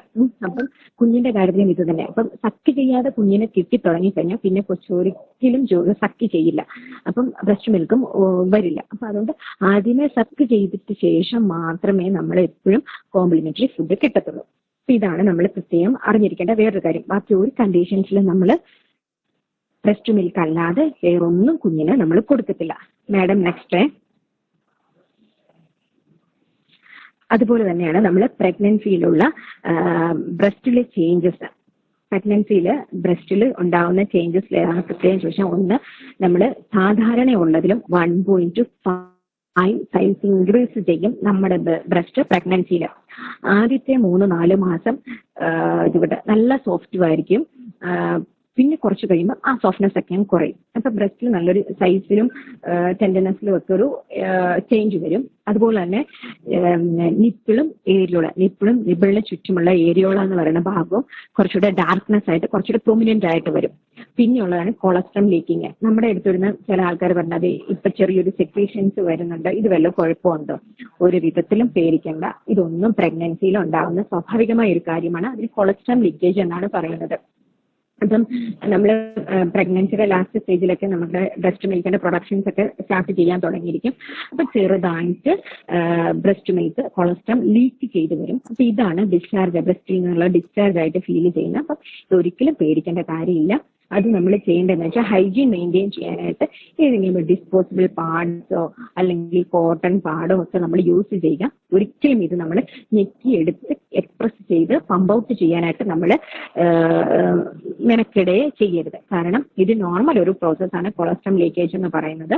അത് പ്രൊലാക്റ്റിന്റെ ഒക്കെ ഒരു ഹോർമോൺസിന്റെ ഒക്കെ വർക്കൗട്ട് കൊണ്ടുണ്ടാകുന്നതാണ്. അപ്പം ഇത് നമ്മൾ എക്സ്പ്രസ് ചെയ്യാനോ പമ്പ് ഔട്ട് ചെയ്യാനോ ഒന്നും ശ്രമിച്ചേക്കരുത്. ജസ്റ്റ് നമ്മുടെ ഹൈജീൻ മെയിൻറ്റെയിൻ ചെയ്യാൻ വേണ്ടി ഡിസ്പോസിബിൾ പാഡ്സോ കോട്ടൺ പാഡോ യൂസ് ചെയ്യുക. പിന്നുള്ളത് ഡാർക്കനിങ് ഓഫ് വെയിൻസ്. ബ്രസ്റ്റിലുള്ള വെയിൻസ് ഒക്കെ ജസ്റ്റ് ഡാർക്കൻ ചെയ്തിട്ട്, അല്ലെങ്കിൽ നമുക്ക് പ്രൊമിനന്റ് ആയിട്ട് വെയിൻസും പ്രൊമിനന്റ് ആയിട്ട് തോന്നും. അതൊരു ബ്ലഡിന്റെ സപ്ലൈ ഇൻക്രീസ് ചെയ്യുന്നതുകൊണ്ടാണ് അങ്ങനെ പ്രൊമിനന്റ് ആയിട്ട് തോന്നുന്നത്. അതുപോലെ തന്നെ നിപ്പിൾസ് എൻലാർജ് ചെയ്ത് കാണപ്പെടും. നിപ്പിൾസും ഏരിയോളയും എൻലാർജ് ചെയ്തും സ്റ്റിക്ക് ഔട്ട് ചെയ്തും പുറത്തേക്ക് തള്ളി നിൽക്കും. ഇതാണ് പൊതുവെ നമ്മുടെ പ്രഗ്നൻസിയിൽ നമുക്ക് ബ്രസ്റ്റിനുണ്ടാവുന്ന കുറച്ച് ചേഞ്ചസ്. ഇപ്പൊ ഞാൻ പറഞ്ഞല്ലോ ആദ്യമേ തന്നെ നമുക്ക് ബ്രസ്റ്റ് ഫീഡിങ്ങിന് വേണ്ടി നമ്മൾ ബ്രസ്റ്റിനെ പ്രിപ്പയർ ചെയ്യേണ്ടത് ഡെലിവറിക്ക് ശേഷമല്ല, പ്രഗ്നൻസി ടൈമിലാണ്. അപ്പം പ്രഗ്നൻസിയിൽ ഒരു പേഷ്യന്റ് ആന്റിനേറ്റൽ വിസിറ്റിന് വന്നു കഴിഞ്ഞാൽ ഒരു 6 months ആകുമ്പോഴേ മിക്കവാറും ഡോക്ടേഴ്സ് ചോദിക്കാറുണ്ട്, ബ്രസ്റ്റ് ഒബ്സർവ് ചെയ്യാറുണ്ടോ, അല്ലെങ്കിൽ ബ്രസ്റ്റ് ഒന്ന് കാണിച്ചേ, നിബിൾ എങ്ങനെയാണ് ഇരിക്കുന്നത്, നിബിൾ ഇൻവേർട്ടഡ് ആണോ ഫ്ലാറ്റ് ആണോ എന്നൊക്കെ ഡോക്ടർ തിരക്കാറുണ്ട്. കാരണം 6 monthsലെങ്കിലും നമ്മൾ നിബിളിന്റെ കെയർ സ്റ്റാർട്ട് ചെയ്യേണ്ടതായിട്ട് ആവശ്യമാണ്. കാരണം നമുക്ക് ഈ ബ്രസ്റ്റ് ഫീഡിങ്ങിന്റെ സമയത്ത് സോറുണ്ടാകുക അല്ലെങ്കിൽ നിബിൾ ഇല്ലാണ്ട് വരിക തുടങ്ങിയ പ്രശ്നങ്ങളൊക്കെ ഒഴിവാക്കാനായിട്ട് നമ്മളൊരു അറ്റ്ലീസ്റ്റ് ഒരു 6 months തന്നെ നമ്മൾ കുളിക്കുന്ന സമയത്ത് കുറച്ച് എണ്ണ, കോക്കനട്ട് ഓയിലോ ഒലിവ് ഓയിലോ അല്ലെങ്കിൽ നെയ്യോ അങ്ങനത്തെ എന്തെങ്കിലും നമ്മുടെ കയ്യിലെടുത്തിട്ട് 2 ബ്രസ്റ്റിലും തേച്ച് കൊടുക്കുക. എന്നിട്ട് നമ്മൾ ജസ്റ്റ് ഒന്ന് മസാജ് ചെയ്ത് കൊടുക്കുക. നിബിളും പതുക്കെ ഒന്ന് പുറത്തേക്ക് തിരുമ്മി മസാജ് ചെയ്ത് കൊടുക്കുക. കാരണം ഇത് നമ്മളൊരു 6 months മുതലേ പ്രാക്ടീസ് ചെയ്തെങ്കിൽ മാത്രമേ മിക്കവാറും നമ്മുടെ ബ്രസ്റ്റിനൊന്നും നിബിളിന്റെ പ്രശ്നങ്ങളൊന്നും ഇല്ലാതെ നമുക്ക് കുഞ്ഞിനെ ഫീഡ് ചെയ്യാനായിട്ട് പറ്റും. അപ്പം നമ്മൾ പ്രത്യേകം ശ്രദ്ധിക്കുക. ബ്രസ്റ്റ് ഫീഡിങ്ങിന് വേണ്ടിയിട്ട് നമ്മൾ പ്രിപ്പയർ ആവേണ്ടത് ഡെലിവറിക്ക് ശേഷമല്ല, ഒരു 6 months തോന്നലും. അതായത് 6 months പറ്റിയില്ലെങ്കിലും ലാസ്റ്റ് ട്രൈമസ്റ്റർ ആണ് നമ്മൾ 7th തൊട്ടിട്ട് പറയുന്നത്. അപ്പൊ ലാസ്റ്റ് ട്രൈമസ്റ്ററിലെങ്കിലും നമ്മൾ ഇതിന് വേണ്ടിയിട്ട് കുളിക്കുന്ന സമയത്ത് ജസ്റ്റ് നമ്മൾ ഒന്ന് ശ്രദ്ധിക്കാം. അതുപോലെ പ്രഗ്നൻസിയിൽ നമ്മൾ ബ്രാ സെലക്ട് ചെയ്യുമ്പോൾ നല്ലപോലെ കെയർ ആകുക. അതുപോലെ തന്നെ ഞാൻ പറഞ്ഞല്ലോ കോക്കനട്ട് ഓയിലോ ഒലിവ് ഓയിലോ വെച്ചിട്ട് നമ്മൾ ഇടയ്ക്ക് മസാജ് ചെയ്ത് കൊടുക്കുക. ഹൈജീൻ വളരെ ഇമ്പോർട്ടന്റ് ആണ്. അത് പ്രത്യേകിച്ച് നമ്മൾ ശ്രദ്ധിക്കേണ്ടത് എന്തെങ്കിലും കൊളസ്ട്രോൾ ലീക്കേജോ അങ്ങനത്തെ കാര്യങ്ങൾ എന്തെങ്കിലും ഉണ്ടെങ്കിൽ കറക്റ്റായിട്ട് ഹൈജീൻ മെയിൻറ്റെയിൻ ചെയ്ത് കൊടുക്കുക. പിന്നെ അമിതമായിട്ട് സോപ്പ് തുടങ്ങിയ കാര്യങ്ങൾ നമ്മുടെ ബ്രസ്റ്റിൽ തേക്കാതിരിക്കുക. കുളിക്കുന്ന സമയത്ത് മാത്രം നമ്മൾ ജസ്റ്റ് സോപ്പോ അങ്ങനത്തെ കാര്യങ്ങൾ എന്തെങ്കിലും ഉപയോഗിച്ച് കൊടുത്താൽ മതി. അല്ലാത്ത സമയത്ത് നമ്മൾ ഒന്നെങ്കിൽ ചെറിയ ഇളം ചൂടുവെള്ളത്തിൽ ഇപ്പം ഈ ലീക്കേജ് എന്തെങ്കിലും ഉണ്ടെങ്കിൽ ഇളം ചൂടുവെള്ളത്തിൽ കോട്ടണോ അല്ലെങ്കിൽ ഗോസ് പീസ് ഇങ്ങനെ എന്തെങ്കിലും മുക്കിയിട്ട് ജസ്റ്റ് ഒന്ന് തുടച്ച് വൈപ്പ് ചെയ്ത് കൊടുത്താൽ മാത്രം മതി. അതുപോലെ തന്നെ നമുക്ക് നിപ്പിൾ പ്രൊട്ടക്ടേഴ്സ് ഒക്കെ നിക്കെയർ പോലെയുള്ള നിപ്പിൾ പ്രൊട്ടക്ടേഴ്സ് ഒക്കെ ഉണ്ട്. ഇതൊക്കെ നമുക്ക് വേണമെങ്കിൽ യൂസ് ചെയ്യാം. ഏറ്റവും നല്ലത് നമ്മുടെ നാട്ടിൽ അവൈലബിൾ ആയിട്ടുള്ള കോക്കനട്ട് ഓയിലും ഒലിവ് ഓയിൽ ഇതൊക്കെ തുടങ്ങിയ കാര്യങ്ങൾ, ഇത്തരം കാര്യങ്ങളൊക്കെ നമ്മൾ യൂസ് ചെയ്ത് കൊടുത്തു കഴിഞ്ഞാൽ നമുക്ക് പ്രോപ്പറായിട്ട് നിപ്പിളിനെ നമുക്ക് മെയിൻറ്റെയിൻ ചെയ്യാനായിട്ട് പറ്റും. അതുപോലെ തന്നെ നമ്മളൊരു 6 months തൊട്ട് നമ്മൾ ജസ്റ്റ് ബ്രസ്റ്റ് ഒക്കെ ഒബ്സർവ് ചെയ്ത് കൊടുക്കുക. ഒബ്സർവ് ചെയ്യുമ്പം നമുക്ക് തന്നെ അറിയാം നിബിൾസ് പുറത്തേക്ക് തള്ളിയാണോ നിൽക്കുന്നത്, അതോ അകത്തേക്കാണോ ഫ്ലാറ്റ് ആണോ. അപ്പൊ ഇങ്ങനെ എന്തെങ്കിലും ചേഞ്ചസ് നമുക്ക് തോന്നുകയാണെങ്കിൽ നമ്മൾ നമ്മുടെ ഹെൽത്ത് കെയർ പ്രൊഫഷണൽസിനെ അറിയിക്കാനായിട്ട് പ്രത്യേകം ശ്രദ്ധിക്കുക. അപ്പൊ നമ്മൾ എന്തൊക്കെ പ്രിപ്പറേഷൻസ് നമുക്ക് എടുക്കാൻ പറ്റും, എന്തൊക്കെ കാര്യങ്ങൾ നിങ്ങൾ ഈ പ്രഗ്നൻസിയിൽ തന്നെ ചെയ്യാൻ പറ്റും എന്നൊക്കെ കാര്യങ്ങൾ നമുക്ക് പറയാൻ പറ്റും. കാരണം നിപ്പിൾസ് ഇല്ലെങ്കിൽ കൊച്ചിന് ശരിക്കും ലാച്ച് ഓൺ ചെയ്യാൻ പറ്റില്ല. അതായത് ബ്രസ്റ്റിൽ കൊച്ചിന് ഹോൾഡ് ചെയ്ത് ബ്രസ്റ്റ് ഫീഡ് അത്ര പോസിബിൾ ആവില്ല. അപ്പൊ അത് നമ്മൾ ആദ്യമേ തന്നെ ശ്രദ്ധിക്കുവാണെങ്കിൽ നമുക്ക് വേണ്ട കരുതലുകളൊക്കെ നമുക്ക് എടുക്കാനായിട്ട് പറ്റും. അതുപോലെ തന്നെ നമ്മൾ ജസ്റ്റ് കൈക്കൊക്കെ ചെറിയ സിമ്പിൾ എക്സസൈസുകളൊക്കെ ചെയ്തു കൊടുക്കുക. ആം റൊട്ടേഷൻ പോലെയുള്ള കാര്യങ്ങളൊക്കെ, അതായത് ബ്രസ്റ്റ് സാഗ് ചെയ്യുന്നതിനൊക്കെ പ്രഗ്നൻസിയിൽ സാഗ് പ്രിവെന്റ് ചെയ്യാനായിട്ട് നമ്മൾ ഈ ആം റൊട്ടേഷൻസ് ഒക്കെ നമ്മളെ വളരെ ഹെൽപ്പ് ചെയ്യും. ഇത്തരം കാര്യങ്ങളാണ് നമ്മൾ ബ്രസ്റ്റ് ഫീഡിങ്ങിൽ പ്രഗ്നൻസിയിൽ ശ്രദ്ധിക്കേണ്ടതായിട്ട് കുറച്ച് കാര്യങ്ങളും ബ്രസ്റ്റിൽ ഉണ്ടാവുന്ന കുറെ ചേഞ്ചസും. കാരണം പ്രഗ്നൻസിൽ നമുക്ക് ഒരിക്കലും ഒഴിവാക്കാൻ പറ്റാത്ത ഒരു കാര്യങ്ങളാണ് ബ്രസ്റ്റിന്റെ കെയറും. പിന്നെ മാഡം നെക്സ്റ്റ് അടുത്തെന്ന് പറഞ്ഞു കഴിഞ്ഞാൽ ബ്രസ്റ്റ് ഫീഡിങ്ങിന്റെ പ്രോബ്ലംസ് ആണ്. അതായത് ബ്രസ്റ്റ് ഫീഡ് ചെയ്യുന്ന സമയത്ത് നമ്മൾ പ്രഗ്നൻസിയിലൊന്നും നമ്മൾ വിചാരിക്കില്ല ഇത്രയും റിസ്ക് ഉള്ള ഒരു കാര്യമാണ് അല്ലെങ്കിൽ ഇത്രയും ബുദ്ധിമുട്ടുള്ള ഒരു കാര്യമാണ് ബ്രസ്റ്റ് ഫീഡിങ്. അത് നമുക്ക് എക്സ്പീരിയൻസ് ചെയ്താൽ മാത്രമേ മനസ്സിലാവുള്ളൂ ഇത് നമ്മൾ എന്തുമാത്രം ബുദ്ധിമുട്ട് അനുഭവിക്കുന്നുണ്ടെന്ന്. പക്ഷെ ആദ്യത്തെ ഒരു ബുദ്ധിമുട്ട് മാത്രമേ ഉള്ളൂ. പിന്നീട് നമുക്ക് ഇതുമായിട്ട് യൂസ്ഡ് ആയി കഴിയുമ്പോൾ നമുക്കിത് ഭയങ്കര ഈസി ആയിരിക്കും. വലിയ ബുദ്ധിമുട്ടുകളൊന്നും നമുക്ക് ഉണ്ടാക്കില്ല. അപ്പം കുറെ പ്രശ്നങ്ങളും കൂടെ നമ്മൾ അറിഞ്ഞിരുന്നു കഴിഞ്ഞാൽ ഈ പ്രശ്നങ്ങൾ ഉണ്ടാവാതിരിക്കാൻ വേണ്ടിയിട്ട് എന്തൊക്കെ കാര്യങ്ങളൊക്കെ നമുക്ക് ശ്രദ്ധിക്കാൻ പറ്റുമെന്നുള്ളതൊക്കെ നമുക്ക് നോക്കാനായിട്ട് പറ്റും. അപ്പം ബ്രസ്റ്റിലുണ്ടാകുന്ന ഡിസ്കംഫർട്ടും പെയിൻ പ്രോബ്ലംസ് ആണ്. അത് കൂടുതലായിട്ട് നമുക്ക് ഉണ്ടാകുന്ന എങ്ങനെയാണെന്ന് വെച്ചാൽ ആദ്യത്തെ ഒരു 2 മുതൽ 7 വരെയുള്ള ദിവസങ്ങളൊക്കെ ബ്രസ്റ്റ് മിൽക്ക് പ്രൊഡ്യൂസ് ചെയ്യും. അപ്പം അത് കറക്റ്റായിട്ട് റിമൂവ് ചെയ്യുക, അല്ലെങ്കിൽ കുഞ്ഞിന് കൊടുക്കാൻ പറ്റാതെ വരിക, അല്ലെങ്കിൽ നമ്മൾ അത് എക്സ്പ്രസ് ചെയ്ത് വെളിയിൽ കളയാതിരിക്കുക, ഇങ്ങനെയൊക്കെ വരുമ്പോഴേക്കും നമുക്ക് ബ്രസ്റ്റിന് ഡിസ്കംഫർട്ട്, എൻഗോർജ്മെന്റ്, പെയിന് തുടങ്ങിയ കാര്യങ്ങളൊക്കെ വരും. അപ്പൊ നമ്മൾ മാക്സിമം ശ്രദ്ധിക്കേണ്ടത് ബ്രസ്റ്റ് മിൽക്ക് എപ്പോഴും പ്രൊഡ്യൂസ് ചെയ്യാൻ തുടങ്ങുമ്പോൾ നമുക്ക് ബ്രസ്റ്റിന് ഭയങ്കര പെയിൻ ആയിരിക്കും, ഒരു ബുദ്ധിമുട്ടൊക്കെ ആയിരിക്കും. അപ്പൊ അങ്ങനെ വരുമ്പോൾ നമ്മൾ ശ്രദ്ധിക്കണം മാക്സിമം കുഞ്ഞിനെ ഇടയ്ക്കിടയ്ക്കൊക്കെ കുഞ്ഞിനെ നമ്മൾ ഫീഡ് ചെയ്ത് കൊടുക്കുക. ഒരു ഫീഡ് ചെയ്യുന്ന റീസൺ അമ്മയുടെ ബ്രസ്റ്റിൽ എൻലാർജ് ചെയ്ത് അല്ലെങ്കിൽ ബ്രസ്റ്റ് മിൽക്ക് പ്രൊഡ്യൂസ് ചെയ്ത് കഴിയുമ്പോൾ തൊട്ട് നമ്മൾ കുഞ്ഞിന് ഫീഡ് ചെയ്ത് കൊടുക്കാനായിട്ട് നമ്മൾ പ്രത്യേകം ശ്രദ്ധിക്കുക. അങ്ങനെ ഫീഡ് ചെയ്ത് കൊടുക്കുമ്പോൾ ബ്രസ്റ്റിലുണ്ടാകുന്ന ഈ ഡിസ്കംഫർട്ടും പെയിനും നമുക്ക് ഒഴിവാക്കാനായിട്ട് പറ്റും. അതുപോലെ തന്നെയാണ് ഇനി എക്സസ് ആയിട്ട് ബ്രസ്റ്റ് മിൽക്ക് ഉണ്ട്, അല്ലെങ്കിൽ നമുക്ക് എന്തെങ്കിലും എക്സസ് ആയിട്ട് അല്ലെങ്കിൽ കല്ലിപ്പായിട്ട് ബ്രസ്റ്റിൽ തോന്നുവാണ്, അല്ലെങ്കിൽ ആക്സിലയില് ബ്രസ്റ്റിൽ എന്തെങ്കിലും ഉണ്ടെങ്കിൽ നമ്മുടെ ആക്സിലേക്കും അത് കാണും. അപ്പൊ നമ്മൾ ജസ്റ്റ് കൈ വെച്ചിട്ട് ഫിംഗർ ഉപയോഗിച്ചിട്ട് എക്സ്പ്രസ് ചെയ്ത് നമ്മൾ ഒന്നെങ്കിൽ കളയുക തുടങ്ങിയ കാര്യങ്ങൾ ശ്രദ്ധിച്ചു കഴിഞ്ഞാൽ ബ്രസ്റ്റ് ഉണ്ടാകുന്ന നമുക്ക് ഈ ഡിസ്കംഫർട്ടും പെയിനും നമുക്ക് ഒഴിവാക്കാനായിട്ട് പറ്റും. പിന്നുള്ളതാണ് സോർ നിപ്പിള്. ഈ സോർ നിപ്പിള് നമ്മൾ കറക്റ്റ് ആയിട്ട് ആദ്യം പറഞ്ഞല്ലോ പൊസിഷനിങ്ങും അറ്റാച്ച്മെന്റും, ഈ പൊസിഷനും അറ്റാച്ച്മെന്റും കൃത്യമായിട്ട് ആവാത്തത് കൊണ്ടാണ് കൂടുതലും സോർ നിപ്പിൾ ഉണ്ടാവുന്നത്. അതായത് ഏരിയോളായും ഉൾപ്പെടെയുള്ള ഭാഗം കുഞ്ഞിന്റെ വായിൽ വെച്ച് കൊടുക്കാതെ നിപ്പിള് മാത്രം കുഞ്ഞ് സക്ക് ചെയ്യുമ്പോൾ നിപ്പിളില് സോർ ഉണ്ടാവാനുള്ള സാധ്യത വളരെ കൂടുതലാണ്. അപ്പൊ നമ്മൾ ഏറ്റവും ശ്രദ്ധിക്കുക കറക്റ്റ് പൊസിഷനിങ്ങും അറ്റാച്ച്മെന്റും എപ്പോഴും നമ്മൾ മെയിൻറ്റെയിൻ ചെയ്ത് കൊടുക്കാനായിട്ട്. പ്രത്യേകിച്ച് അത് കുറച്ച് ദിവസം കഴിയുമ്പോൾ ഇതുമായിട്ട് നമ്മൾ ശീലമായിക്കോളും. അപ്പൊ നമുക്ക് പിന്നീട് വേറെ കുഴപ്പമൊന്നും ഉണ്ടാവില്ല. അതുപോലെ സോർ നിപ്പിൾ ഉണ്ടാവാൻ വേറൊരു കാരണമുണ്ട്. ഈ കാൻഡിഡ് പോലുള്ള ഫംഗസ് ഇൻഫെക്ഷൻ ഉണ്ടെങ്കിലും നമുക്ക് സോർ നിപ്പിൾ ഉണ്ടാവാനുള്ള ചാൻസ് ഉണ്ട്. അപ്പൊ അത് ആന്റി ഫംഗൽ എന്തെങ്കിലും ഡോക്ടറെ കൺസൾട്ട് ചെയ്ത് കഴിഞ്ഞാൽ ആന്റി ഫംഗൽ എന്തെങ്കിലും അല്ലെങ്കിൽ നിപ്പിൾ കെയറിനുള്ള ഏതെങ്കിലും ഓയിൽമെന്റ്സ് തന്നാൽ നമുക്കത് മാറ്റിയെടുക്കാൻ പറ്റുന്നേ ഉള്ളൂ. പിന്നെ ഈ സമയത്ത് നമുക്ക് ഭയങ്കര പെയിൻഫുൾ ആയിരിക്കും. സോർ നിപ്പിൾസ് ഒക്കെ ആയിക്കഴിഞ്ഞാൽ ബ്രസ്റ്റ് ഫീഡിംഗ് എന്ന് പറഞ്ഞാൽ ഭയങ്കര പെയിൻഫുൾ ആണ്. ഒട്ടും അമ്മയ്ക്ക് സഹിക്കാൻ പറ്റാത്ത പെയിനും, കുഞ്ഞിന് അമ്മ കംഫർട്ടബിൾ അല്ലെങ്കിൽ ഓട്ടോമാറ്റിക്കലി ബ്രസ്റ്റ് മിൽക്കിന്റെ പ്രൊഡക്ഷനും കുറയും. അപ്പൊ അതുകൊണ്ട് നമ്മൾ സോർ നിപ്പിൾ വന്നു കഴിഞ്ഞാൽ കറക്റ്റായിട്ട് ട്രീറ്റ്മെന്റ് എടുക്കുക. പിന്നെ ബ്രസ്റ്റില് മിൽക്ക് കെട്ടി നിൽക്കാതിരിക്കാൻ വേണ്ടി നമ്മൾ ഒന്നെങ്കിൽ ബ്രസ്റ്റ് പമ്പോ അല്ലെങ്കിൽ എക്സ്പ്രസ് ചെയ്ത് ബ്രസ്റ്റ് മിൽക്ക് എടുത്തിട്ട് കുഞ്ഞിന് കൊടുക്കാനായിട്ട് നമ്മൾ പ്രത്യേകം ശ്രദ്ധിക്കാം. പിന്നെയുള്ളതാണ് മാസ്റ്റിറ്റിസ് എന്ന് പറഞ്ഞാൽ ഇത് കോമൺ ആയിട്ടില്ല എങ്കിലും ചില ആൾക്കാരിൽ മിൽക്കിന്റെ ഡക്റ്റ് ബ്ലോക്ക് ആയി പോവും. അപ്പം അതായത് മിൽക്കിന്റെ ഡ്രെയിനേജ്, മിൽക്ക് ഡക്റ്റ് ഉണ്ടെങ്കിലല്ലേ വെളിയിലേക്ക് വരുള്ളൂ. അപ്പൊ ഡക്റ്റ് ക്ലോസ്ഡ് ആയി കഴിയുമ്പോൾ മിൽക്കിന്റെ പ്രൊഡക്ഷൻ ഉണ്ടെങ്കിൽ തന്നെയും വെളിയിലേക്ക് ഡ്രെയിനേജ് ആയിട്ട് വരത്തില്ല. അപ്പൊ അങ്ങനെ വരുമ്പം ഇത് ആക്സസ് ഉണ്ടാവുന്നു. അപ്പം അതിന് നമ്മൾ ചെയ്യേണ്ടത് ഒന്നെങ്കിൽ ഹോട്ട് ഫോർമേഷൻ ചൂട് വെച്ച് കൊടുക്കുക, തണുത്ത് വെച്ച് കൊടുക്കുക, ബ്രസ്റ്റ് മസാജ് ചെയ്ത് കൊടുക്കുക.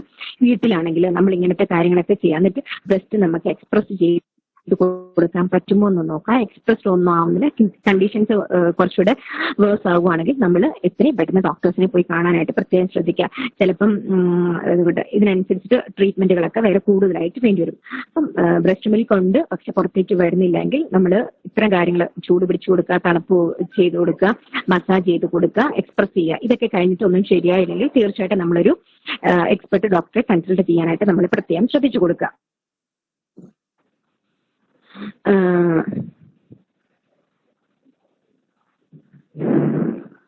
പിന്നെയുള്ളത് ഇൻവേർട്ടർ ആൻഡ് ഫ്ലാറ്റ് നിപ്പിൾ എന്ന് പറയും. ഞാൻ ആദ്യം പറഞ്ഞാൽ നിപ്പിൾസ് ഒന്നെങ്കിൽ അകത്തേക്ക് പോകുക അല്ലെങ്കിൽ ഫ്ലാറ്റ് ആയിട്ട് കൊച്ചിന് ശരിക്കും ലാച്ച് ഓൺ ചെയ്യാൻ സാധിക്കാത്തത് കൊണ്ട് ഉണ്ടാവുന്നതാണ്.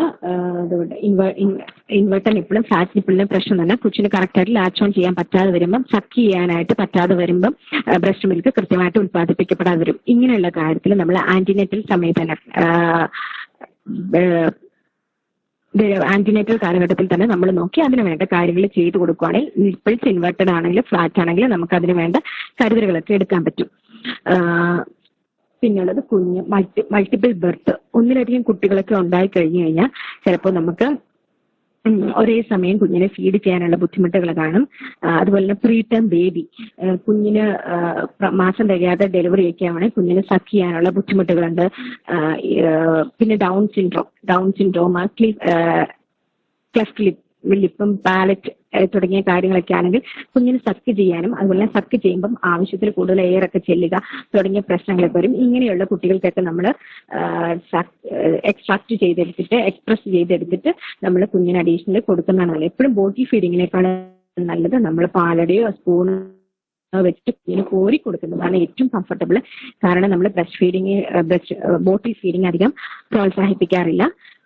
ഇങ്ങനെ എന്തെങ്കിലും കാര്യങ്ങൾ ചെയ്തു കൊടുക്കാനായിട്ട് ശ്രദ്ധിക്കാം. പിന്നീട് ബ്രസ്റ്റ് ഫീഡിങ്ങിൽ ഉണ്ടാകുന്ന മെയിൻ പ്രോബ്ലംസ് ആണ് അമ്മയ്ക്ക് HIV ഇൻഫെക്ഷൻസ് ഉണ്ടെങ്കിൽ കുഞ്ഞിനെ എങ്ങനെ ഫീഡ് ചെയ്യുമെന്നുള്ളത്. അതിൽ HIV ഇൻഫെക്ഷൻ ഉള്ള അമ്മമാരിൽ നിന്ന് കുഞ്ഞിലേക്ക് ബ്രസ്റ്റ് ഫീഡിങ്ങിലൂടെ 10 to 20% HIV ഇൻഫെക്ഷൻസ് ട്രാൻസ്മിറ്റ് ചെയ്യാനുള്ള ചാൻസ് ഉണ്ട്, അതായത് ബ്രസ്റ്റ് മിൽക്കിലൂടെ. അപ്പോൾ നമ്മൾ ചെയ്യുന്നത് എല്ലാ ആന്റിനേറ്റൽ കേസ് നമ്മൾ HIV ടെസ്റ്റിംഗ് നടത്തും. HIV ടെസ്റ്റിംഗിൽ അമ്മ HIV പോസിറ്റീവ് ആണെങ്കിൽ അമ്മയ്ക്ക് ബിയോണ്ട് എനി CD4 കൗണ്ട് എത്രയാണെങ്കിലും അമ്മയ്ക്ക് HIV ടെസ്റ്റിംഗ് HIV ടെസ്റ്റിംഗ് നോക്കി പോസിറ്റീവ് ആണെങ്കിൽ CD4 കൗണ്ട് നോക്കും. CD4 കൗണ്ടിൽ നേരത്തെ CD4 കൗണ്ട് വെച്ചിട്ടാണ് ART സ്റ്റാർട്ട് ചെയ്യുന്നത്. അപ്പം പ്രഗ്നന്റ് ആയുള്ള ഒരു ലേഡിക്ക് CD4 കൗണ്ട് കണക്ക് കൂട്ടാതെ തന്നെ അമ്മ പ്രഗ്നന്റ് ആയിരിക്കുമ്പോൾ HIV ഇൻഫെക്റ്റഡ് ആണെങ്കിൽ ART സ്റ്റാർട്ട് ചെയ്യും. കണ്ടിന്യൂസ് 6 months ART കിട്ടിയ ഒരു അമ്മയ്ക്ക് കൊച്ചിനെ ബ്രസ്റ്റ് ഫീഡ് ചെയ്യുന്നതിന് കുഴപ്പമില്ല. അതിൽ നമ്മൾ പറയും അഫാസ് എന്ന് പറയുന്നത് ക്രൈറ്റീരിയ കൂടെ പറയും. അതായത് അക്സെപ്റ്റബിളും ഫീസിബിൾ, അഫോർഡബിൾ, സസ്റ്റൈനബിൾ, സേഫ് ആയിട്ടുള്ള ഫുഡാണ് എങ്കിൽ കുഞ്ഞിന് നമുക്ക് എക്സ്ക്ലൂസീവ് ബ്രസ്റ്റ് ഫീഡിങ് കൊടുക്കാം. ഇല്ല എങ്കിൽ ബ്രസ്റ്റ് ഫീഡിങ് മാത്രം കൊടുക്കാനാണ് പറയുന്നത്. അത് 6 months വരെ. 6 months കഴിഞ്ഞ ശേഷം കുഞ്ഞിന് നമ്മൾ സപ്ലിമെന്ററി ഫുഡും കൂടെ ബ്രസ്റ്റ് ഫീഡിങ് സ്റ്റോപ്പ് ചെയ്തിട്ട് സപ്ലിമെന്ററി ഫീഡ് കൊടുക്കാനായിട്ട് പറയും. അപ്പം HIV ആണെങ്കിൽ തന്നെയും അമ്മയ്ക്ക് വില്ലിങ് ആണ് എങ്കിൽ നമുക്ക് കണ്ടിന്യൂസ് 6 months വരെ എക്സ്ക്ലൂസീവ് ബ്രസ്റ്റ് ഫീഡിങ്. കാരണം മിക്കവരും ഇക്കണോമിക്കലി അത്ര നല്ല സ്റ്റേബിൾ ഒന്നും ആയിരിക്കില്ല. അപ്പം അഡീഷണൽ കുഞ്ഞിന് എക്സ്ട്രാ ഫുഡൊക്കെ കൊടുക്കാനായിട്ട് പൈസയുടെ ഷോർട്ടേജ് കാര്യങ്ങളൊക്കെ വരുന്നുണ്ട്. 6 months വരെ നമ്മൾ എക്സ്ക്ലൂസീവ് ബ്രസ്റ്റ് ഫീഡിങ് കൊടുത്തിട്ട് 6 months കഴിയുമ്പോൾ ബ്രസ്റ്റ് ഫീഡിങ് സ്റ്റോപ്പ് ചെയ്യുക. എന്നിട്ട് നമ്മൾ സപ്പോർട്ടീവ് ഫുഡ് കൊടുക്കാനായിട്ടാണ് പറയാറ്. പിന്നുള്ളത് madam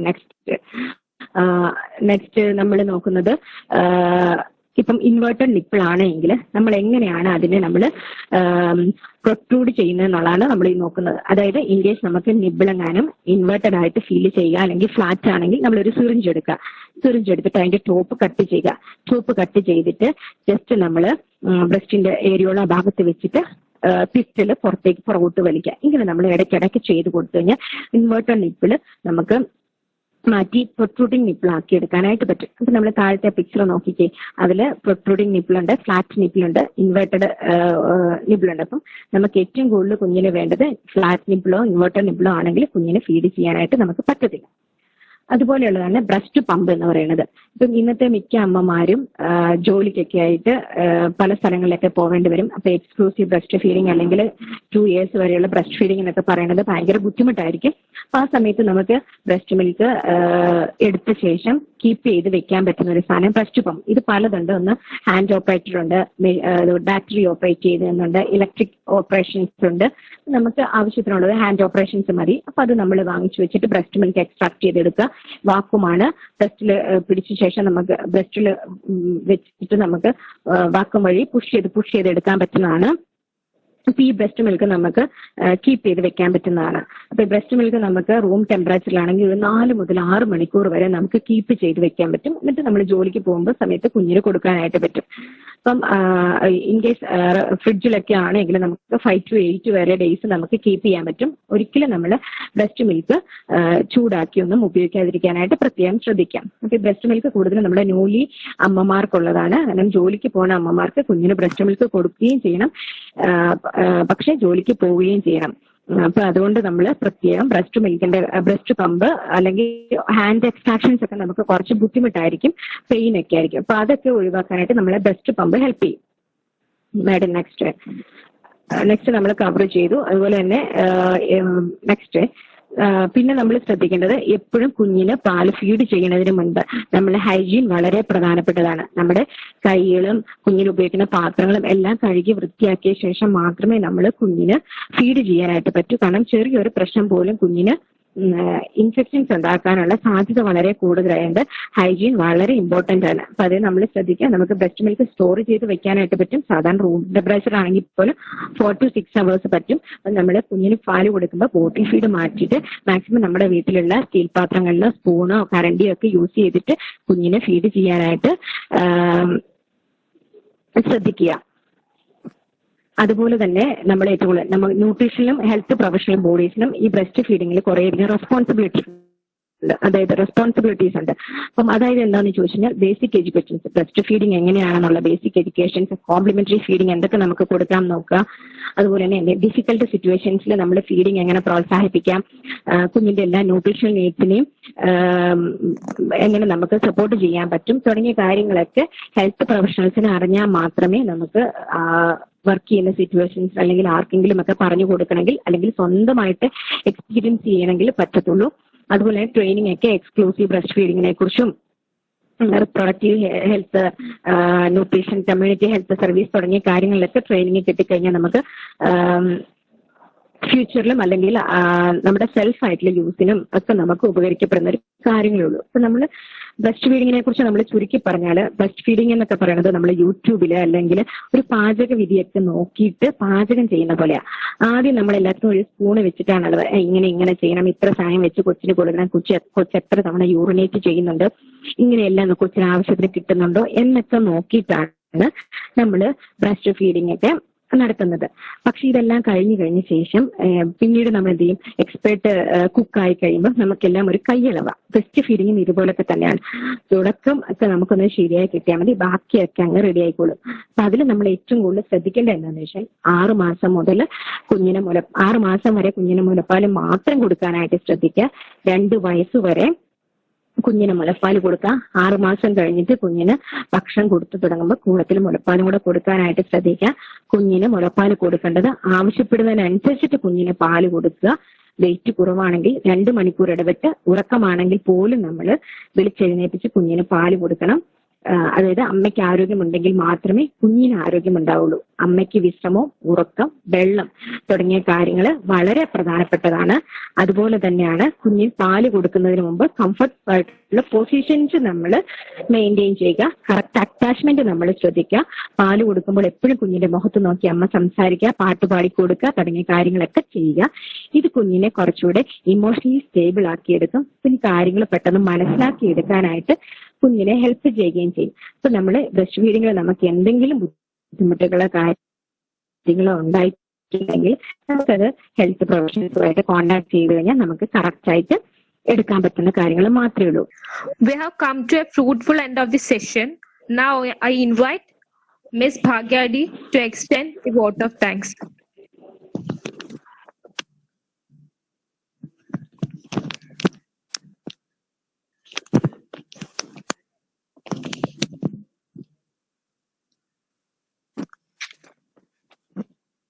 So thus we have came to a fruitful end of the webinar on all about baby friendly feed.